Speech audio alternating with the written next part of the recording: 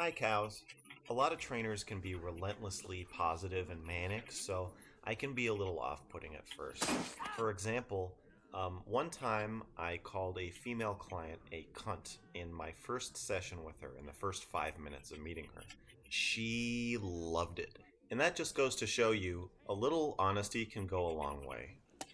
Okay, let's jump right into Mr. Girl's 7-step weight loss program. In a specific area. If you could, there would be no fat on my right arm. The fat your body lost, all the fat you... Sorry. No pain, no gain. Step 4. Endure some rapid-fire myth debunking. Being a personal trainer is like trying to take a dog's food bowl away, except instead of a dog, it's like an octopus, and they use sustainable and it's bad to give the shitty change.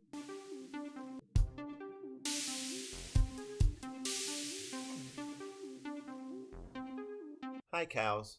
A lot of trainers can be relentlessly positive and manic, so I can be a little off-putting at first. For example, one time I called a female client a cunt in my first session with her in the first 5 minutes of meeting her. She loved it. And that just goes to show you a little honesty can go a long way. Okay, let's jump right into Mr. Girl's 7-step weight loss program. Step 1. Stop changing the subject. Here's how my first conversation with a typical weight loss client usually goes. I say, so, can you tell me about your general eating habits? Oh, okay, so, today, okay, let me tell you what I had for breakfast. I had scrambled eggs in a smoothie in a small coffee. Actually, I think that's a lot of what's going on because the weight gain started right because that's right when I know. So we moved when I got my new job. Stop. Fat loss is a specific thing, and I have a specific profession. I'm like a urologist. You think a urologist wants to talk about your fucking ear? Or your goddamn inflammation? I want to talk about your dick hole, and your shaft, What's up, and your buddy? balls. Stop changing the fucking subject. Yo, introverted, depressed, number 2. What is it? Uno, dos. Introverted, depressed, dos. Ein, zwei. Introverted, depressed, zwei. Woo.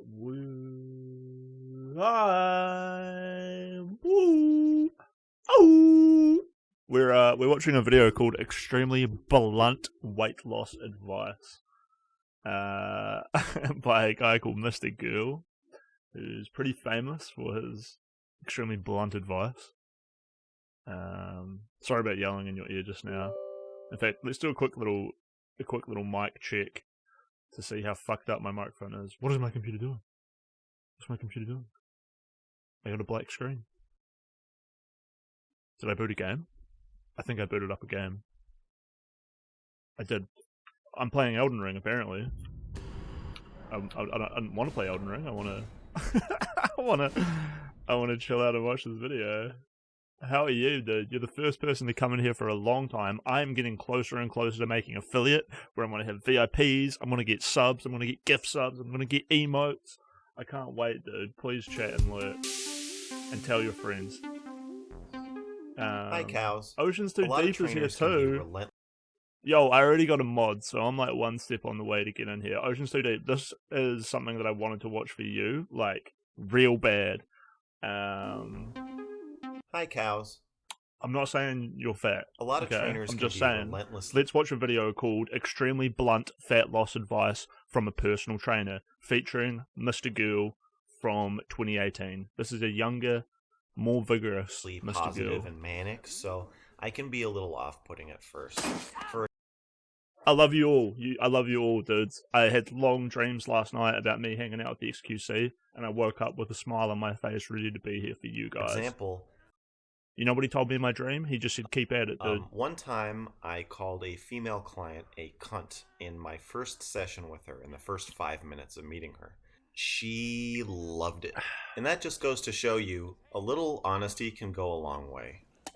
Okay, let's jump right into Mr. Girl's 7-step weight loss program. Step 1. Stop changing the subject. Here's how my first conversation with a typical weight loss client usually goes. I say, so, can you tell me about your general eating habits? Oh, okay, today, okay, let me tell you what I had for breakfast. I had scrambled eggs and a smoothie and a small coffee. Actually, I think that's a lot of what's going on because the weight gain started right because that's right when so we moved when I got my new job. Stop. Fat loss is a specific thing, and I have a specific profession. I'm like a urologist. Here we go, it's up. You think a urologist wants to talk about your fucking ear or your goddamn inflammation? I want to talk about your dick hole and your shaft and your balls. That's right. I fucking know what he's gonna say. The fucking subject. Basic dieting is not that complicated. That's why I can explain it to you in 2 minutes, stretched out over 10 minutes. If it's simple, then why is it so hard for everybody? You want a translation for this magazine cover? It says, magically lose weight without having to fucking eat less. Step 2, fucking eat less. Yeah. I used to sit in the lobby of the shitty chain gym I worked at and take questions from random people. You my fucking lady. I'll buy you shit. My answer to 90% of their questions was literally, let's take some notes. Eat less. And their response was usually, I do eat less. Liar! Less is a relative measurement. So no, you don't eat less. You need to lower your calorie intake or eat less than you currently do. No, wait, get out of the Get in, Manny, or you're gonna die. Okay. People usually respond to that with, calories in, calories out, right? Why is your voice shaking like it's a fucking rumor or something? The Russian P tape is a rumor. Calories in, calories out is the first law of thermodynamics. No matter what I eat, I can't lose weight.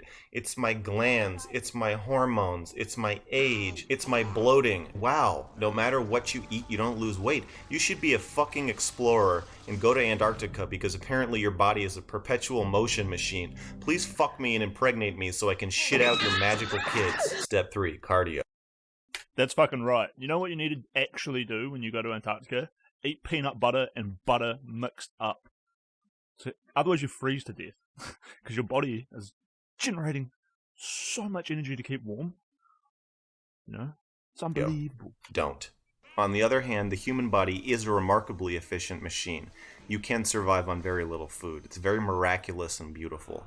Your body... Yeah. Jogging is a fashion trend from the 70s. It's not actually something that's good for you or helpful or cool. It's just some opportunity to wear spandex and show off your ass and impression. It can turn mass into energy. But that highly efficient conversion means doing cardio is basically a waste of time. Let's say you weigh about 180 and you burn 100 calories walking a mile. 3,500 calories is a pound of fat. So 1 pound of your fat will power your little body for 35 miles.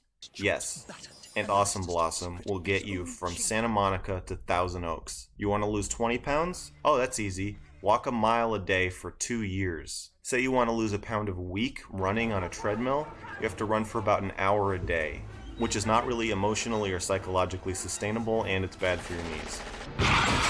But you know the real reason you're so focused on cardio? It's because you don't want to stop eating. And for God's sake, if you actually have any energy to put into working out, lift weights. Don't just do cardio. Try this one. Clark, are you okay? Yeah. Sorry. No pain, no gain. Step 4. Endure some rapid-fire myth debunking. Being a personal trainer is like trying to take a dog's food bowl away, except instead of a dog... Yeah, this is an interesting step. Literally debunk the myths. You know, don't follow a low insulin diet. Don't fucking go out there and think like I can get like the afterburn effect. Don't try to like do sit-ups in order to get abs, like, or to burn fat off your abs. Don't believe that they're all not on steroids. You're gonna hit those fucking big targets. People are gonna lie to you, 100%. Dog, it's like it's because like you're obsessed, right, with losing weight, so you're very liable too. They'll lie to you. Liable to lose an octopus, and they use all these little tentacles. 4. Endure some rapid-fire myth debunking. Being a personal trainer is like trying to take a dog's food bowl away, except instead of a dog, it's like an octopus, and they use all these little tentacles to try to hold on to the food, and you just gotta cut them off one at a fucking time. So here we go. Olive oil is not a magical health food. It's fat. It is 100% Questions Too Deep. We've had conversations like this. 100% fat, just like every other oil. Same number of calories, same effect on your body. It doesn't matter what time of day you eat your calories. Again, thermodynamics. Ab exercises do not burn fat off your stomach. You can't spot reduce fat in a specific area. If you could, there would be no fat on my right arm. The fat your body makes has nothing to do with the fat you eat. Your body can just as easily turn this into fat as this. Premium juice. Step 5. Make a plan. Here, I'll make one for you. Download a calorie counter onto your phone. Fill out your Highly recommend MyFitnessPal. I've used it to control my weight for years now. People think it's too much work. It's not too much work. The more you use it, the better you get at it. It's easier. Calorie counter onto your phone. Fill out your information about introverted depressed your body and your lifestyle and tell it that you want to lose a ½ pound a week. Hit your calorie and nutrient goals every day. You want to weigh yourself every day to account for fluctuations. If you weigh yourself once a week, you're going to have no fucking idea how much you actually weigh. After 4 weeks, if you haven't lost weight, drop 100 calories, go another 4 weeks.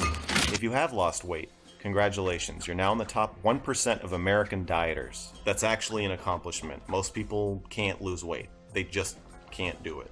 So keep it up. Yeah, that's right. Most people are fucking idiots, right? Most people fucking suck at everything they do. Most people have shitty opinions. I fucking hate humans. If you turn out to just be another regular human, go fuck yourself, alright? And go another 4 weeks. No time for that. Keep going until you've lost all the fat you wanted to lose and stop sometime before you're dead. That's it, except for step 6. Avoid pitfalls. Most overweight people's calorie intake looks like this. This is not good for you, because on the days you eat very low calorie, you're losing muscle. On the binge day, you're gaining fat.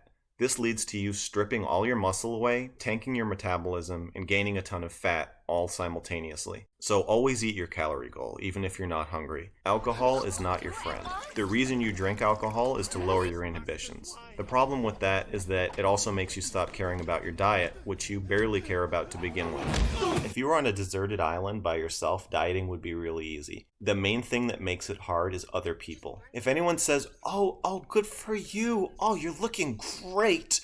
Oh, wow. They're lying and they're against you. I just killed my best friend. And your worst enemy.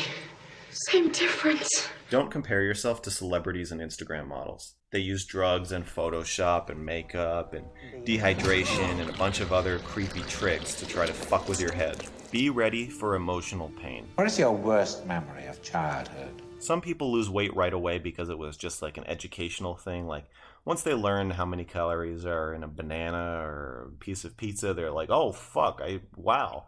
And then they just suddenly lose weight. I've seen that happen. But most people are using food as a buffer against really intense emotional pain. So when you start your diet, the pain is on its way. And not just emotional pain. That's actually the movie that I wanted us to watch. Buffer against really intense emotional pain. So when you start your diet, the pain is on its way. And not just It's so funny. He's just sitting in a room listening to music, being all chill, and then out of nowhere he's like reading his book. Look how happy he is. The pain is on its way. And not just emotional pain. Be ready to feel weak and tired. When you diet, you're forcing your body to eat itself, which makes your body think it's dying. The whole way through it. And overall, dieting is really taxing. That's the other movie I wanted us to watch. Tired. When you diet, you're forcing your body to eat itself, which makes your body think it's dying. Which it is. And overall, dieting is really taxing and miserable and just a crushing experience. So, I thought I was going to say something else after that, but I guess that was it. Step 7. Put the fucking lotion in the basket! Yeah, but what Mr. Gill is kind of pointing out here is that, like, when you say like olive oil, you might as well say like any oil. Like anything. This is maybe the saddest. Any oil, any fats. I have a friend called Sammy, and she actually, I think she lives in London, just like you do now. I'll show you actually.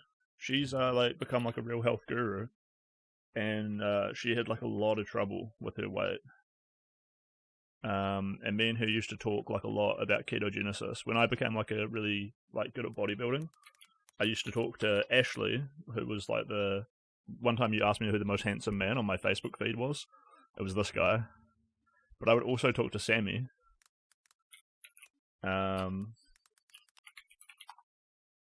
Because Sammy has like a deeper knowledge of like, this is her on the left here, looking great.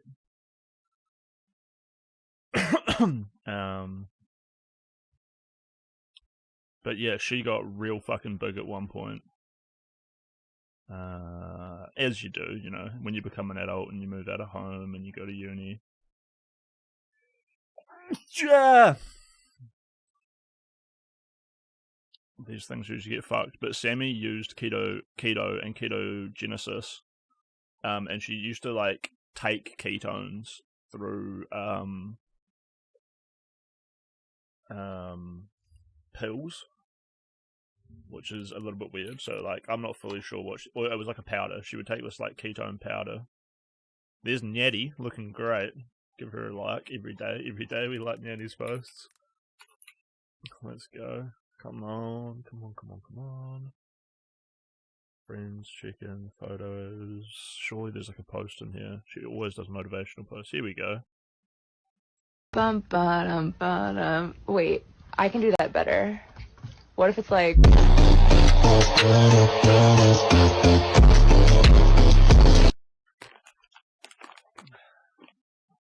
Killing it.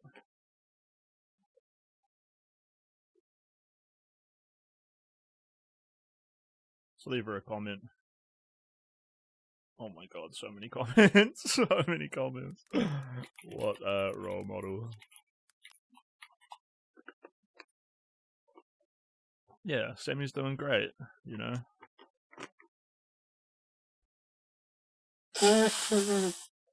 She's always been a lovely girl. So maybe you should look her up if you want, and you can you be friends with her. I ran into this guy Kirby the other day actually on the street, and he was looking massive. It's this guy. Wait, is this photo tagged? What a way to pop off. People doing some very questionable things.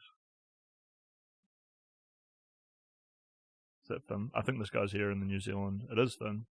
This guy here's in the New Zealand sailing team. Flynn Ryan. Riley Johnson, Mitchell, Kirby, and Pat. Yeah, boy.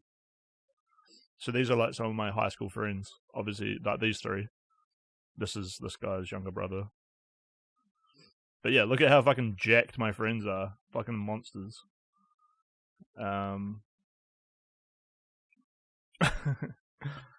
Yeah. Jesus Christ. Johnny Knoxville, and this is a chair. I'm Johnny Knoxville, and this is a chair.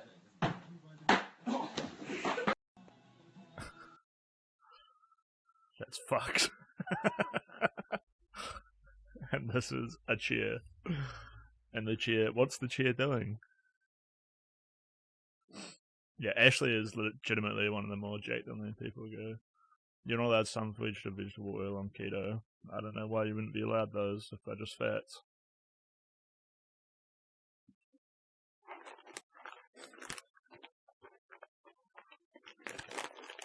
The fact of the matter is that I'm not really going to do keto, so I don't really know what keto is or exactly why it works, other than the idea that it apparently applies different thermogenetic properties to burning your fat, as opposed to converting things into fat and then burning it. But the body should be like hyper efficient, and apparently this still has effect, and it provides you with like greater energy output.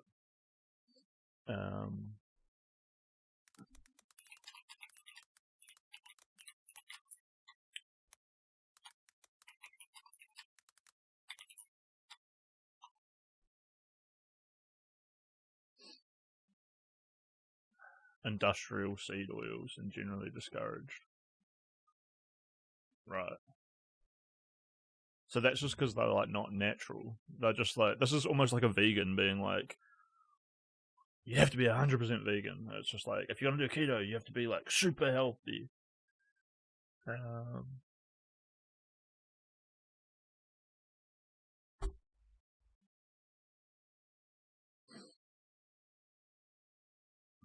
we'll see what they say here.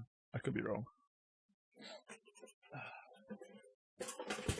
They're made of seeds that aren't naturally high in fats. They must undergo an industrial refining process to have their fat extracted. That makes sense. These oils are highly processed, unlike... Yeah, so they might actually be harder to digest and like really bad for your digestion system because of the processed nature of them. Unfortunately, foods that go through more processes may be more harmful to your health, promoting weight gain and chronic illness. Yeah, definitely. Like, if you feel like shit, it's going to be super hard not to like go binge eat or to like fall. You have to prepare for the emotional damage of dieting because food is usually related to an emotional band-aid. So shit's going to get more fucked. You're going to have to come in here and tell me to go fuck myself twice as much. But that's what I'm here for.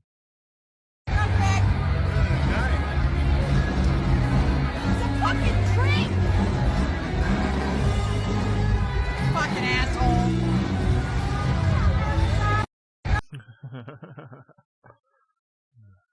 Jesus Christ.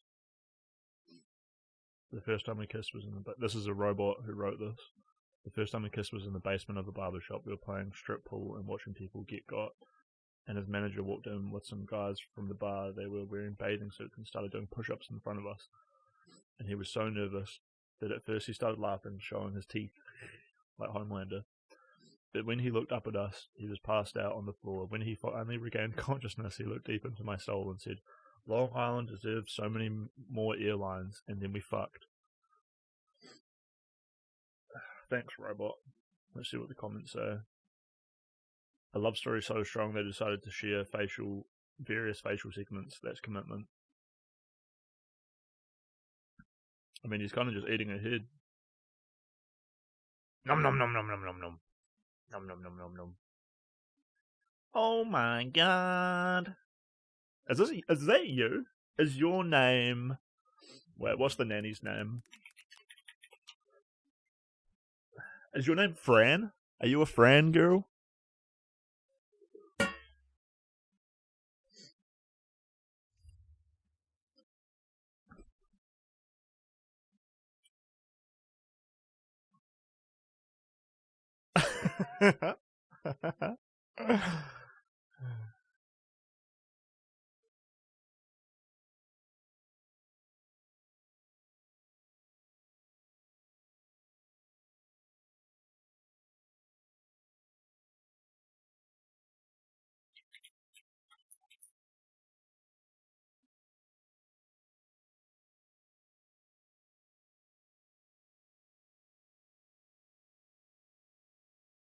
Display capture? That's not what we want.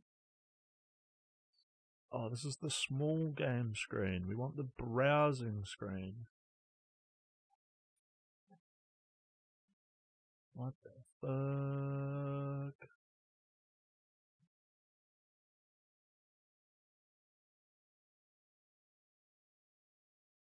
We got the webcam. We got the display.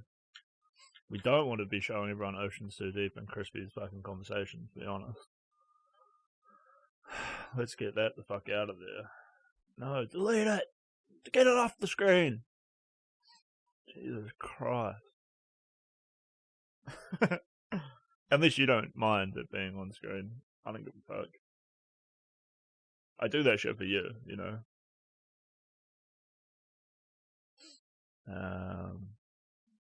Viewer, browser.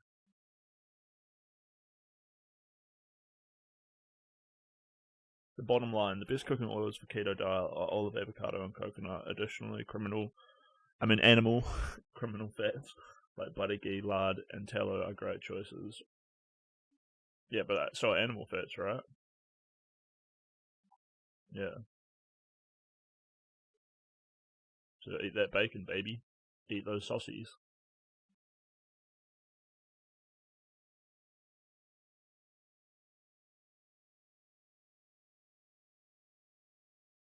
I wonder though, I would try to get like a bowl of like porridge or like bran cereal in, just to give me like better shits. I guess you can't eat potatoes. Wait, you can't eat porridge. Oh my god, keto is such a mindfuck. Plus you can't make your porridge taste good. No, porridge is not low carb or keto friendly. Porridge is made from oats. Yeah, that's right. Fuck. Keto porridge. Get fucked. Just call it something different. I guess it helps me find it in the algorithm though, if you call it keto porridge. Lol.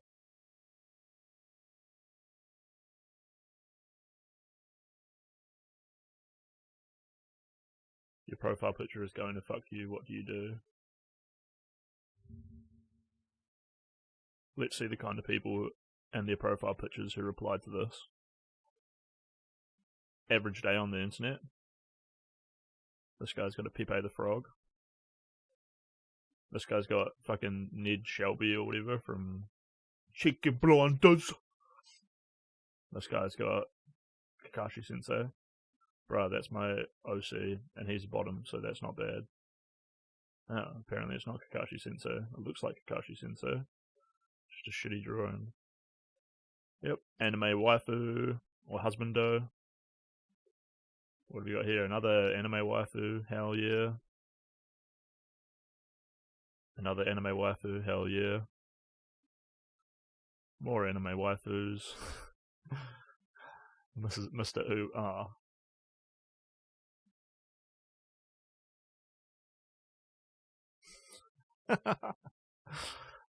He's gonna hog ride your ass. Oh no. Oh no.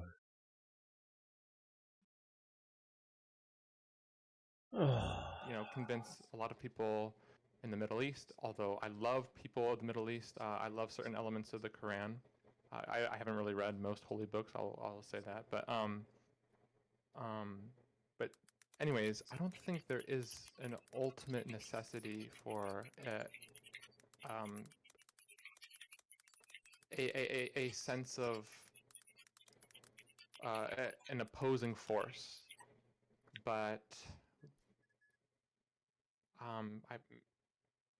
you probably want me to talk more on that, but no, it's okay. That's fine. Yeah, because I don't know, I've thought about this a little bit in terms of like the source of why people get up in the morning, right? Like we all sort of know what the end point is, so like I find people's motivations very interesting in terms of how they sort of end up where they end up. And I always thought that may have played a factor. And when I say antagonistic, I don't necessarily mean this in like a nemesis type of thing, but more like as you said, or I was saying like more of a challenge or something that you have to strive towards. Like this, so maybe not an opposing force. I guess it can also act as like something to aid you. But I feel like that can get lost when you start, placing that on other people or on other ideas and things. So that was just sort of where I'm coming from.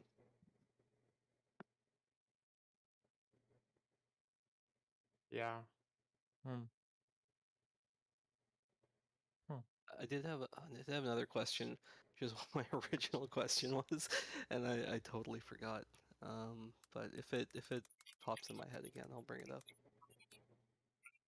And I think the tightrope, the balancing beam that may be our high potential as a democratic society or any other society is to sort of form a balance between the elite externally and the internal elite, which has been prescribed as like the ego.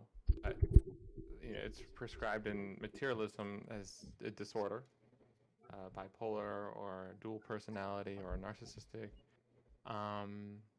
maybe others. But I think, yeah, there's a balance here, and not fully, completely blaming the government, the elite, the board members of various, companies, organizations, defense contractors, but also remembering what's inside of us that suggests that other people need to change in order for us to change, or even the world. But not to say that, oh, just talk with people who agree with you. and just deal with yourself. And if you like, just be positive and kind, everything else will work out. But I don't think everything will work out if we do not, in some level, balance the conversation with some very, direct and physical consequences that affect the lives of so many, which I would say for women yesterday, we saw this coming to a certain degree a few weeks back or a month back, but this is just the foreshadowing of what happens when we don't involve ourselves in not really just democracy, but with the debate of humanity. Who are we? Without blaming another side or getting caught in the rhetoric of arguments or polarity arguments that you're either this side or that side. But whew, so you're saying we need to get out and vote then, right? Well, voting can take on many forms, I would say, and there are many ways we can vote that aren't just defined through the booth or the mail-in. But yeah, it's one form, but I think there are many forms that we have not been suggested that can be equally or even more influential in the process of any form of policy. Do you believe in the concept of sort of voting with your dollar? Like you sort of, yeah, okay. Because I would agree with that, for sure. Like when if that's sort of what you mean when there's multiple ways to vote, because yeah, I do think you can, as individuals, yeah, there are certain ways we can influence things. I had these are more, you don't have to answer these, but these are a little bit more maybe abstract questions. But I was just wanting to more understand like you as a person, or sort of where you're coming from. Do you believe in concepts of like living a good or a noble life? I'm just kind of trying to like think of like sort of, if I guess maybe a more direct question is like, what do you think there's like an idealized kind of version of living like a best version of yourself, or do you think that I know you said there's kind of multiple ways to the same point as well, right? But do you think that we are all sort of moving towards something, or do you think yeah, I don't know, I'm kind of interested. Not a fully formed idea, but I don't know if you had any thoughts on that.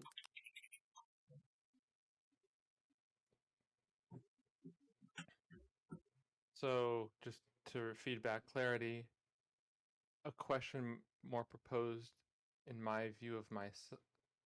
Okay, wait. Okay, processing a little bit. Like so if you do I think there's a good, a noble, or like a right sort of path or like way to live your life?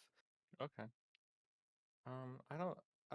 I would say there are paths that bring us towards greater connection and universal opportunities that give us the sense of joy, beauty, peace, freedom, even despite chaos being all around us. But I certainly do not live up to these experiences all the time. No one does, or ever has, perhaps, out in my investigations. But I think it is noble, yes, to aspire towards these directions, these pools of information that give us greater awareness of how we can so easily be blindsided by that thing I described earlier, in which we must choose between two identities, two belief systems. But yeah, I mean, I guess I do sense there is an idealized form of becoming, but I don't think it should be dependent upon perfection, or the sense that we should shame ourselves if we, get caught. I hear you.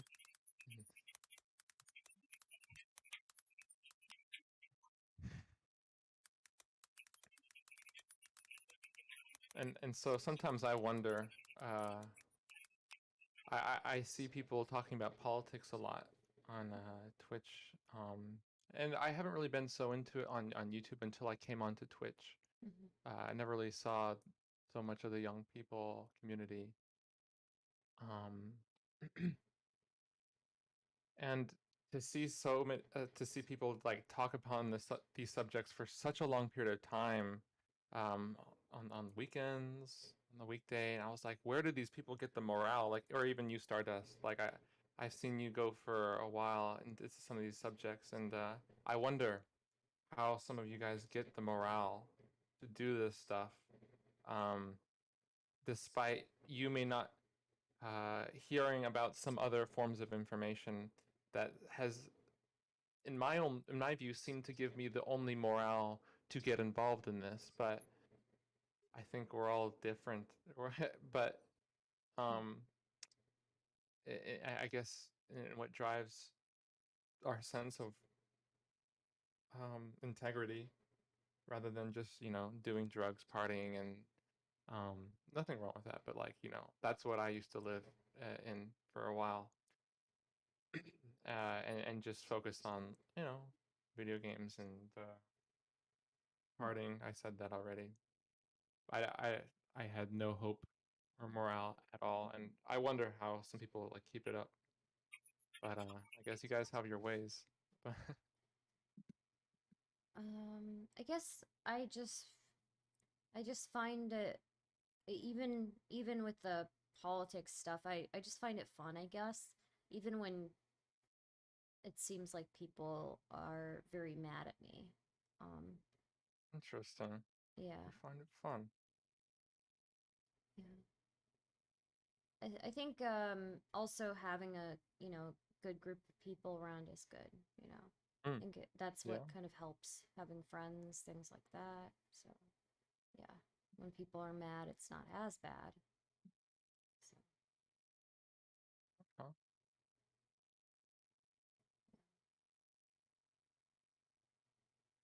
Well, the floor is open to any of the chat or any of you guys. I can go on, usually, until perhaps I go off. But anyways, I sense the sense of disparity with so many of us, thinking that the job that may need to that is needed to pay our rent is the absolute bare necessity for us in order to like stay alive, get by, have our standard of living, our basic appliances and nice composure that we keep ourselves in. And with capitalism being so extreme, it seems so justified. But I'm not necessarily into, what's his name, Gary V. I used to kind of like look into these guys, and I think in some ways these guys should be that some of their ideas be discussed and acknowledged, but I think some of them have huge high horses, and I think there's a lot of. What was Go the ahead. name? Go ahead. Gary V. Gary V. or Vaynerchuk. Yeah. Okay. Thanks. I haven't really gone so much into some of these fellas, entrepreneurial type, some crypto fellas, but I'm not really on that horse. Yeah. Anyways, I think there's a lot to talk about the economy that gets missed through many of the debates. Maybe Pac-Man and Vosh, and maybe others that have pushed a little bit along this route, and I think there's good progressive takes here. Some things, I'm not a professional in this topic, but perhaps I can get better at it. But I think our individual economy and the macro economy, there's so much to talk about how we may not have to rely so much as what we have been engineered to believe in the structure of depending on someone else. And so, but we don't want to be homeless. I totally understand. And that is like one of the things that I feel like, how do you cross this barrier of like doing something creative and that's beneficial to everyone without being sucked into like no one follows you, no one's viewing you, no one is considering your content or an organization that you may want to partner with. I've done a good deal of reaching out. My rejection rate, as I said before, is through the roof. Well, but I don't. It takes time. It takes time. A lot of people spend years grinding away with nothing until they get something. So It's Mhm. and you try new things as well. You know, you have to keep trying new things. Mhm. So that's part of it. You know, a lot of people who spend years with streaming to nobody, you know. And so yeah, it just takes time and consistency and then changing things up. So And you know some of these people that have streamed for years, and mhm. you know some of them. Yeah, so like Okay. Rhizome used to stream. He streamed for a long time with like very few viewers, and then he changed up his layout on his stream, and that ended up helping boost his numbers. So there are like little things that you can do. You're doing the right thing by engaging with streamers and stuff and Will trying I to go get the on. pink light to playing? It's up to you. I mean, not everybody needs it. I bet you could have a really interesting conversation with Mr. Girl. Do you know Mr. Girl? I've seen a little bit. Um, He does a I call-in don't know show. much. He does a call-in show every Saturday. I think you should try talking to him. You might have a really interesting conversation. Okay. Yeah. Okay. And Wick also does a call-in show too. So that's always a Okay. good way to like get your name out there. So What are your like kind of goals? Like, what do you want to express through your art? What are you hoping people come away with?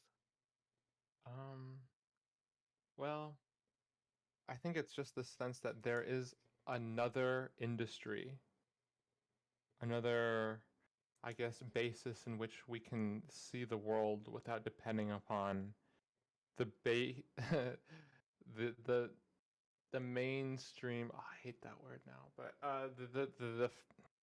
the ways in which we have so far experienced most of our interactions, and so I think very much so that there is another experience that can give us a sense of connection with so many other people, and most especially ourselves, in that we may not have to compromise ourselves in any situation. And I know there will be people, oh, so you want people to go homeless in some respects. Um, you want people to avoid the practical reality and what someone may have to go through if you just keep pushing the sense of, creative, artistic ingenuity that may not be getting as much followers as you may be needed to pay the rent or get go to the store. So, extreme times we are living in, do they call for extreme measures? Well, it depends. But what does it depend on? Well, how much are you epically trying to judge yourself as a human being as being just desolated if you do not get what a lot of other people may have around you, which may be a decent standard of living? And so that is where a lot of us may fear. I have spent a lot of time fearing that situation. But I would say there is some just reasoning why people would not want to keep pushing and get a regular job, which I sometimes think about. But anyways, my goal, to answer your question, is to see if we can tap into this other quantum refresh loop that is synonymous with our conscience. And so, could that bring us a better standard of living? I believe so. But, you know, can we still have a regular job and, experience what I'm talking about? Yeah, I think so. But there may not be limits to pushing the limits in this way of expressing creativity beyond just this conversations and interactions of normality, talking points. And I do support progressivism that leans left to a certain degree, but I know there's so much more coming, even if we can't see it now. Sometimes I can't feel it. That's on me. So I'm gonna stop talking. Oh, that's interesting. See, I always think of it. I mean, it's become almost a trope over the years, like the idea of the tortured artist. And I'm like, I play music and stuff as well, right? And I've always, like, for me personally, like, I'd be comfortable, like, I'm of the mindset, this is just for me, that art is sort of for yourself, right? So, it's like if you're if you're making something that you enjoy doing, that expression in of itself is like is the reward. But yeah, I think it's whenever you're expressing yourself through art, there is a level of vulnerability that's involved, and so you sort of hope, I think, from a human level, that if you were to show this side of yourself to someone else, that you would hope that that would resonate with them. So yeah, I understand that appeal as well. You're like, you kind of want that. I guess I think you said referred to as connection, but sort of that connection. Like, it's for me, it's almost like you're feeling understood, which is sort of a basic human need. So yeah, that's all I had to add on that. Hmm.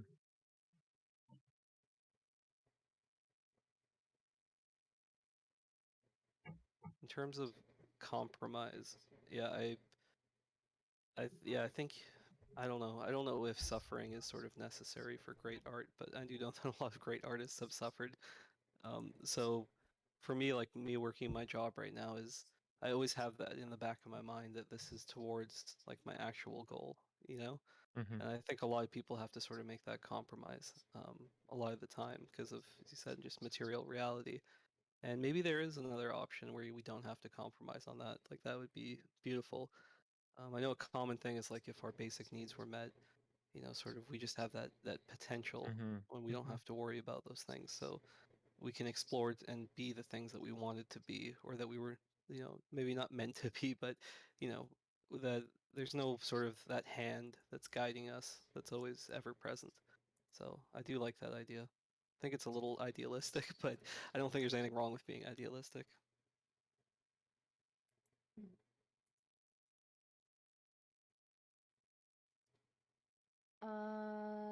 True Senpai says I want to be a fire truck.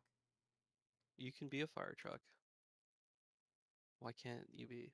I It can don't be think you anything can be you a put fire your mind truck. to. I don't think You don't think you can be a fire truck? Mm-mm. Wow.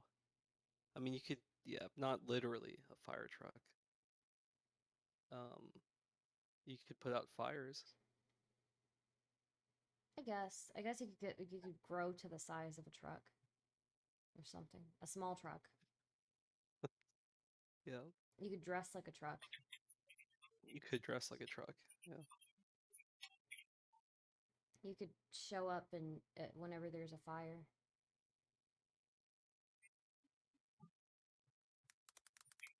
I don't think I'd like being a fire truck.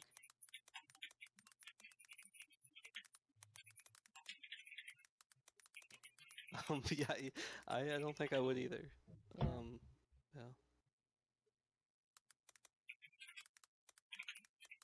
So I think one of the last things I may have to say is in regards to the last bit that I mentioned and how much may be reasonable or completely illogical in risking our sense of security for what may be ideal. In both cases where you may jeopardize your sense of self or conform to a secure line of income, there is still the possibility of having your sense of morale, um, threatened in the pursuit to continue on in inflaming the principle of freedom, which I hold dear to me. Sometimes I I guess I let it go out, but um, I know a lot of us just like go. I think I'm just gonna cut it there and just reiterate how some of us may go back into our old ways of what may be secure in entertainment. Not saying that anybody. And through entertainment purposes, which I'm not saying is wrong. And I know like so many people don't have a lot of information through growing up in society, learning about our psychology, and how reality doesn't actually take place from the conditions we experience, but rather the perceptions we are expressing of those conditions. And so, I guess, in conclusion, I don't think there is an ultimate way or an ultimate system that fosters the ideal life, but an idealism has often been suggested as something perfect. But anyways, not to get too mental here, but I think that's pretty much it. Okay. Yeah, it was very interesting to speak with you. Thanks for taking the time. Thanks for joining. Sorry, I'm not very I'm not on your level yet, so I don't have a whole lot to say, but yeah, I just kind of listen. So yeah, I was doing I'm trying to take everything in, and I'm trying not to be too convoluted when I speak. I think I try to be concise as best as possible, but these are quite high level concepts for me. So yeah.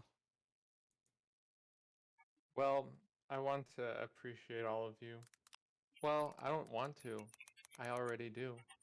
Sometimes we say that as a polite measure of speaking. But yeah, this is kind of a shocking experience for me. The most times I've ever gotten to really engage with a lot of people, and certainly experiences change with your, I think, level of conscience. But I used to speak on buses, public buses, with sometimes they'd have a good amount of people, and I would go on some rant, but other times, yeah, I never really felt like there were so many public outlets. I've done some very weird experiments of going to different stores and just talking to random people. But yeah, as far as entering the social media world, I've kind of just begun, but by starting to stream and stuff. But anyways, I guess the sense of intensity that I've sort of felt just coming on here. So I'm not blaming any of you guys, but it's just this has been sort of like a desirous experience of mine, and so I just haven't had a lot of these, and so that's all I have to say. Thank you so much for just being here. Thanks for joining us. We always love having you. So you should come back again soon. Everybody loves chat always loves when you come on. So, and I'm linking your stuff also for the chat, so they can go and check out your stuff. So well, anything that most things I should say, not everything, that I wish to share is really based in trying to, I guess, facilitate of how each individual listening can also free themselves from this existential repetition of doing the same thing. And I think we're in, I don't know if it's a decade yet, but definitely maybe in the foreseeable future, so many of us are about to witness something that we have not seen in recorded history, in which, in the realm of economics, of labor, we will see the horizon from which having to obey, not as a means for a violent revolution, but to obey as the means to obey just what has been done, won't have to be. And so lots of discussions and are at hand to get there, but I think it's inevitable. And so that's why I'm optimistic, and thank you again just for all your in chat as well. So that's all I have to say. Yeah, of course. It looks like Chris Lettuce is in the lobby. Just a second. Hello? Are you able to drag him in, Testy? Well, Yo. Hello, welcome to my presence. I wanted you all to exist, so I summoned myself in here, and hi. Hello. What's up, Chris Lettuce? Hey dudes. I fully missed a lot of what was going on, but I think I'm totally on the level that this guy's talking about. I'm definitely not on the level yet, but one day I'll get there. I was super interested to see what was going on. Yeah.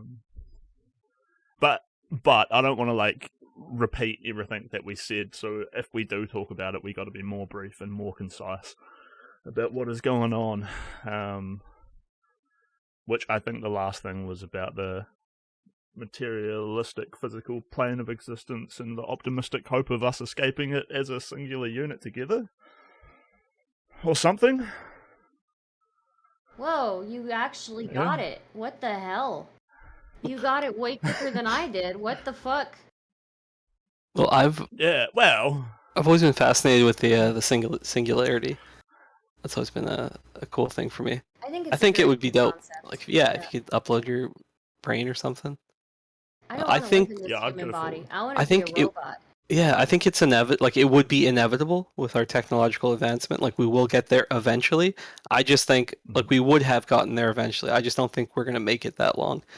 Which is I know it's very depressing, but I don't think humans are gonna live to that point. But we would have made it if we kept going. Well, you could look at some level of hope in the fact that the physical and the spatial temporal plane are tied directly together. So if you think we won't make it long enough, you could think about it more as making it far enough where you could invent a rocket to take you further. We could invent something to propel us through time. And another way to look at it is if we do live in a multi-dimensional environment, there would be this one force of gravity which does actually affect time, and we probably live in a highly dense gravitational plane. But I think we can all observe that certain people everyone can pass through time at different rates. When you get an adrenaline rush, time seems to slow down. When you're entertained, time seems to speed up. And if I could escape this physical plane and live inside my own head perfectly, then technically I would be like a god, right? And as when you dream, you're on some level a god, but you have to also conclude that on some level the things around you seem to affect you. So I also assume that you guys are real, or you seem to think you're real, and you seem to think you're gods, and you seem to introduce new ideas into my head. So that's why we would all have to make it together, but we'd also have to avoid things that would pull us into a lower gravitational field, because more gravity means slower time, so you need to escape that. You get what I'm saying? Probably not. No, I think I'm getting just a bit. Yeah. So I feel like there would be certain. Yeah. I'm sorry. I didn't No, mean to Vin. interrupt. Vin. Well, That's okay.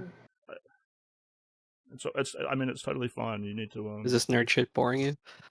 No. Take it at your no, own I'm pace. confused. Shake I don't know how did you get it so quickly, Chris? What the hell? Because I'm free. Nah, I mean, I want to. It's so hard not to just brag about how good I am right now. Well, okay. Well, just on the concept of time. I don't know if you know this. You know, the humans do not perceive time in a linear fashion. You're sort of talking about, the concept of going to sleep. It's we just close our eyes and then we open them, right? I don't believe in time. You don't believe in time? Oh, Einstein was so I disappointed. don't believe in time. There's no such thing as time. We just made it as a thing to measure what happens, what's going on. Yeah, that's right. On paper, it's linear, right? It's moving in this direction. But yeah, that is just something that we made up. We just made it up, and it's like words. We made it up. It serves a purpose, but it's made up. So things just happen. I don't think there's such thing as time. Just things happen. Well, yeah, that's right. I mean, I don't know. I didn't exist until you brought me in here, right? So That's true. For summoning me. Being dead will be like being before you were born. Think about that. Kind of. Yeah, kind of. Just I don't believe in self. Or I have very limited view of self. That's just because you have low self-esteem. I'm just. That was a joke. That's rude. That was the. I'm sorry. You don't. I thought it's like you don't believe in yourself. I know that's not what you were saying, but. No, I think selfish. I mean, I think. Sorry, I almost called her selfish as like a fucking noun. Jesus Wow, Christ. I think unbelievable. the selfish Stardust is a well and truly formed thing in a good way, though. There is a Buddhist concept in Buddhism, as far as a ideologue or an ideology, seems to be Seems chill. Pretty chill, pretty well founded. They embrace the black humor, which is what I really enjoy. The Four in the Noble Stardust Truths. stream. I don't know what that is, but Oh, well, you're talking about sounds like, Buddhism, so I can read them to you. These are the Four Noble Truths, and then there's the Eightfold Path. I know, like the most basic of concepts. So, truth is suffering. Truth of the cause of the suffering. God damn it. Never mind. Oh, here we go. Okay, no, this is more in like a understandable. Okay, so life has inevitable suffering. There is a cause to our suffering. There is an end to suffering, and the end to suffering is contained in the Eightfold Path. And then the Eightfold Path is like the main teachings. Okay, so I think the fundamentals of that first point, which is the truth of suffering, would be to be selfish in the fact that you need to reject other people's truths in order to understand your own truth, and in that selfishness, you bring the suffering onto yourself. So there is a certain amount of noble selfishness that we all need to get in touch with, and getting away from that will bring you into like a more materialistic, which I will call a higher dense gravity plane. Luckily, we have the goddess Kali, who we push all of our gravity into, and she takes it in the chaos ball, mixes it up, and spits it back out. Yeah, Kali is the mythological version of gravity. We needed Crispin here from the beginning. Kali. Yeah, right. Kali. Kali. We have a person called Kali in chat. She is the 8-armed deity who she's like chewing on a man's intestines and ripping out the stomach chakra of the man. Oh, okay. Yeah. It's goddess of time, doomsday, death. So wait a minute. Okay, so pause for a second. What? Sorry, I'll try to resist my cannibalistic urges for one moment. Where were you? Why weren't you here in the beginning? I needed you, Chris. It's just unbelievable. I was in a Code Brown situation. Oh, okay. I was sitting on the toilet on my phone, getting in touch with my own stomach chakra. Sorry guys, I should be above potty here. No, it's all good. This is unrelated. We're not enlightened beyond toilet stuff yet. Well, I just want to chime in real quick. There's an app. The original one is for iPhone. I don't know if it's still around, but it was made by the guy who made was it Mike Judge, the guy who made Beavis and Butthead? But basically, it's a timer, so you see how long you get paid to poop, like when you're at work. So just every time you go to the bathroom, you just turn on the app, and then when you leave, you just close it. But it'll give you like a dollar figure at the end of the year or end of the month, whatever. It tracks your stats. So I find some value in that. It's like, how much am I getting paid when I'm literally just doing one activity? Nice. But anyway, damn. Yeah. Man, if anyone wants to like come in and donate some money, then I could also be getting paid to poop right now. Can we sub to your channel yet? I would have thrown you a sub if I could. I'm not an affiliate. I'm hitting the 1,200 hour of streaming. Still not affiliated. Yeah, we got to raid. I was just looking at your. Raid Chris more. I'm inspired by you, Syndacus, though. Really nice YouTube channel you got going on. Loving the artistic integrity and consistency. I gotta remember to raid nice. Chris Lettuce as well when I'm Also, side I will bring Syndacus. the chat into my bosom. And Syndacus, yeah. I was gonna say I also appreciate you. Seem like a very like empathetic person. Like you seem like you a lot of self-reflection, which I appreciate. Like you seem like I don't know. Everybody has a different concept of themselves or how well they know themselves, but you seem like you have thought about yourself a lot, not in like an egotistical way, but a lot of self-reflection. So yeah, that's cool. I don't see that in a lot of people. Yeah, I can see that too, Syndacus. Good job. Good job. Yep.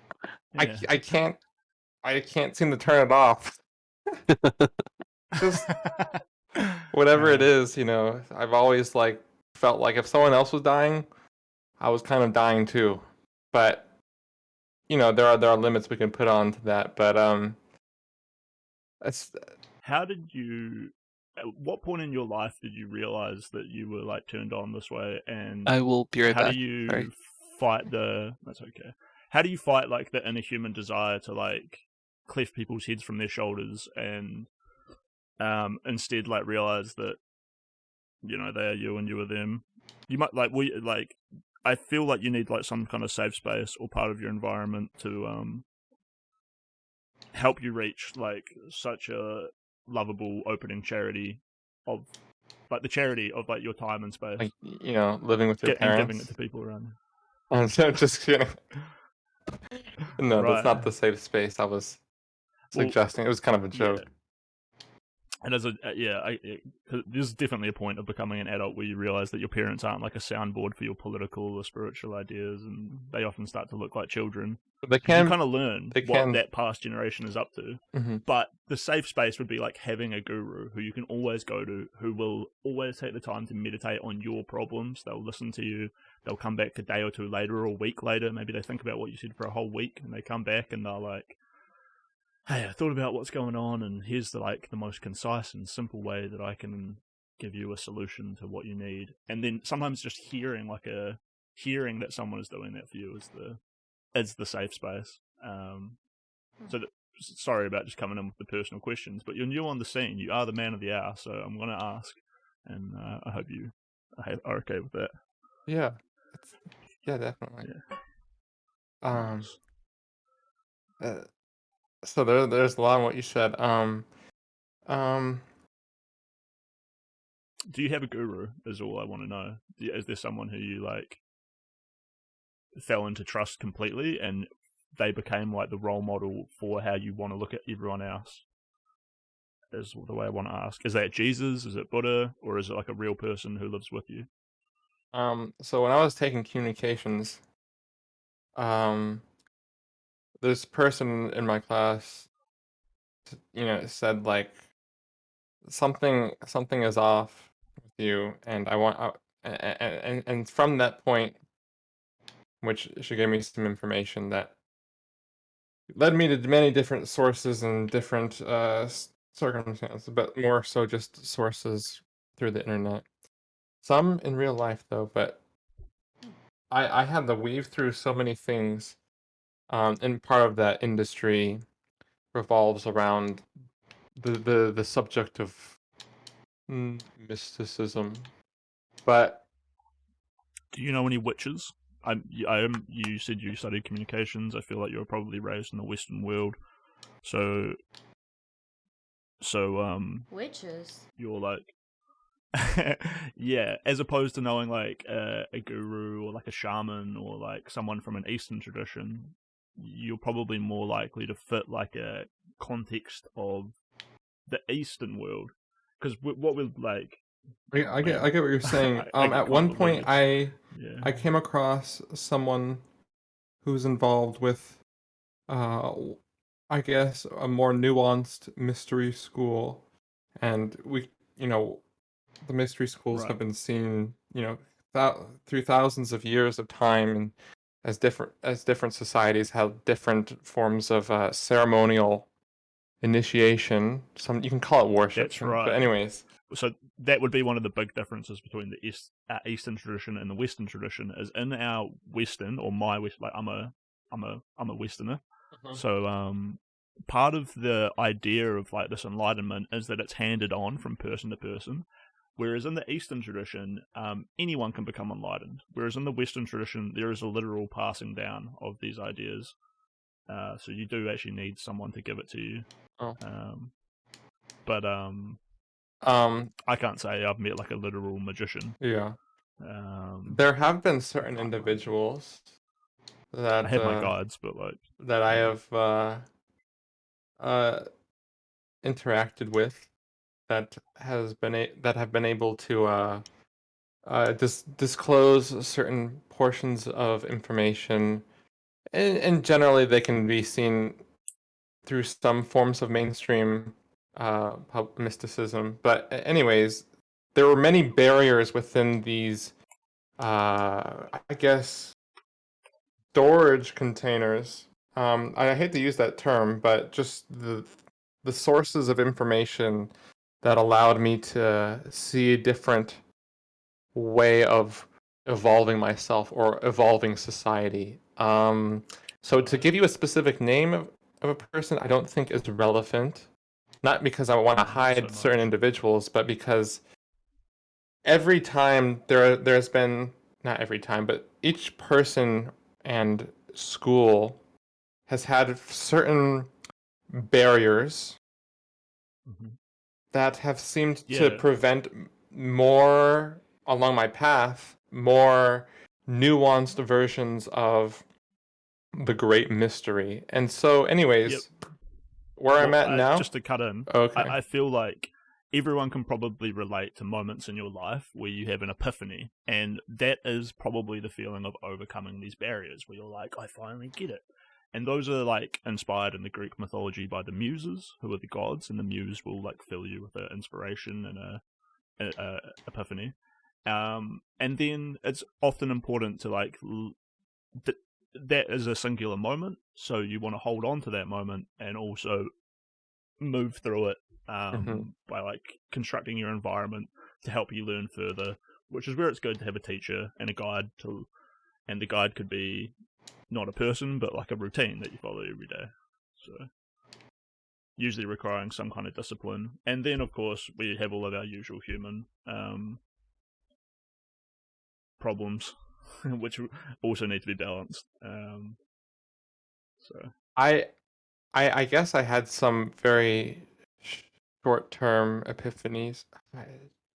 I have had some, but I wasn't. Wow, okay, I'm seeing deeper more into like your question. Wow, okay. Okay, so I guess I'm understanding more, but I'm realizing now I cannot ultimately define the answer, but yeah, I have had these experiences. So yeah, it's been more of like a lifelong experience for you.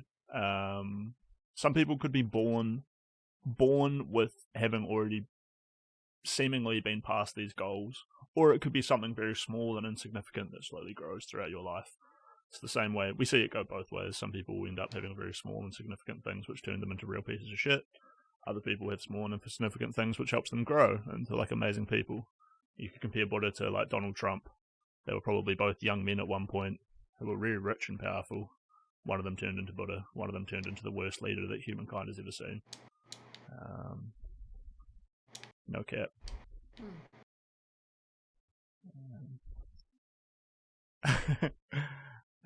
So I think I get like the overall premise of what you were saying. And so I think what many of us need more than ever are, on a very public level, it's okay to say someone personal that I or someone else may look up to, but in this instance, I feel that the principle, or the force of we discussed in a way.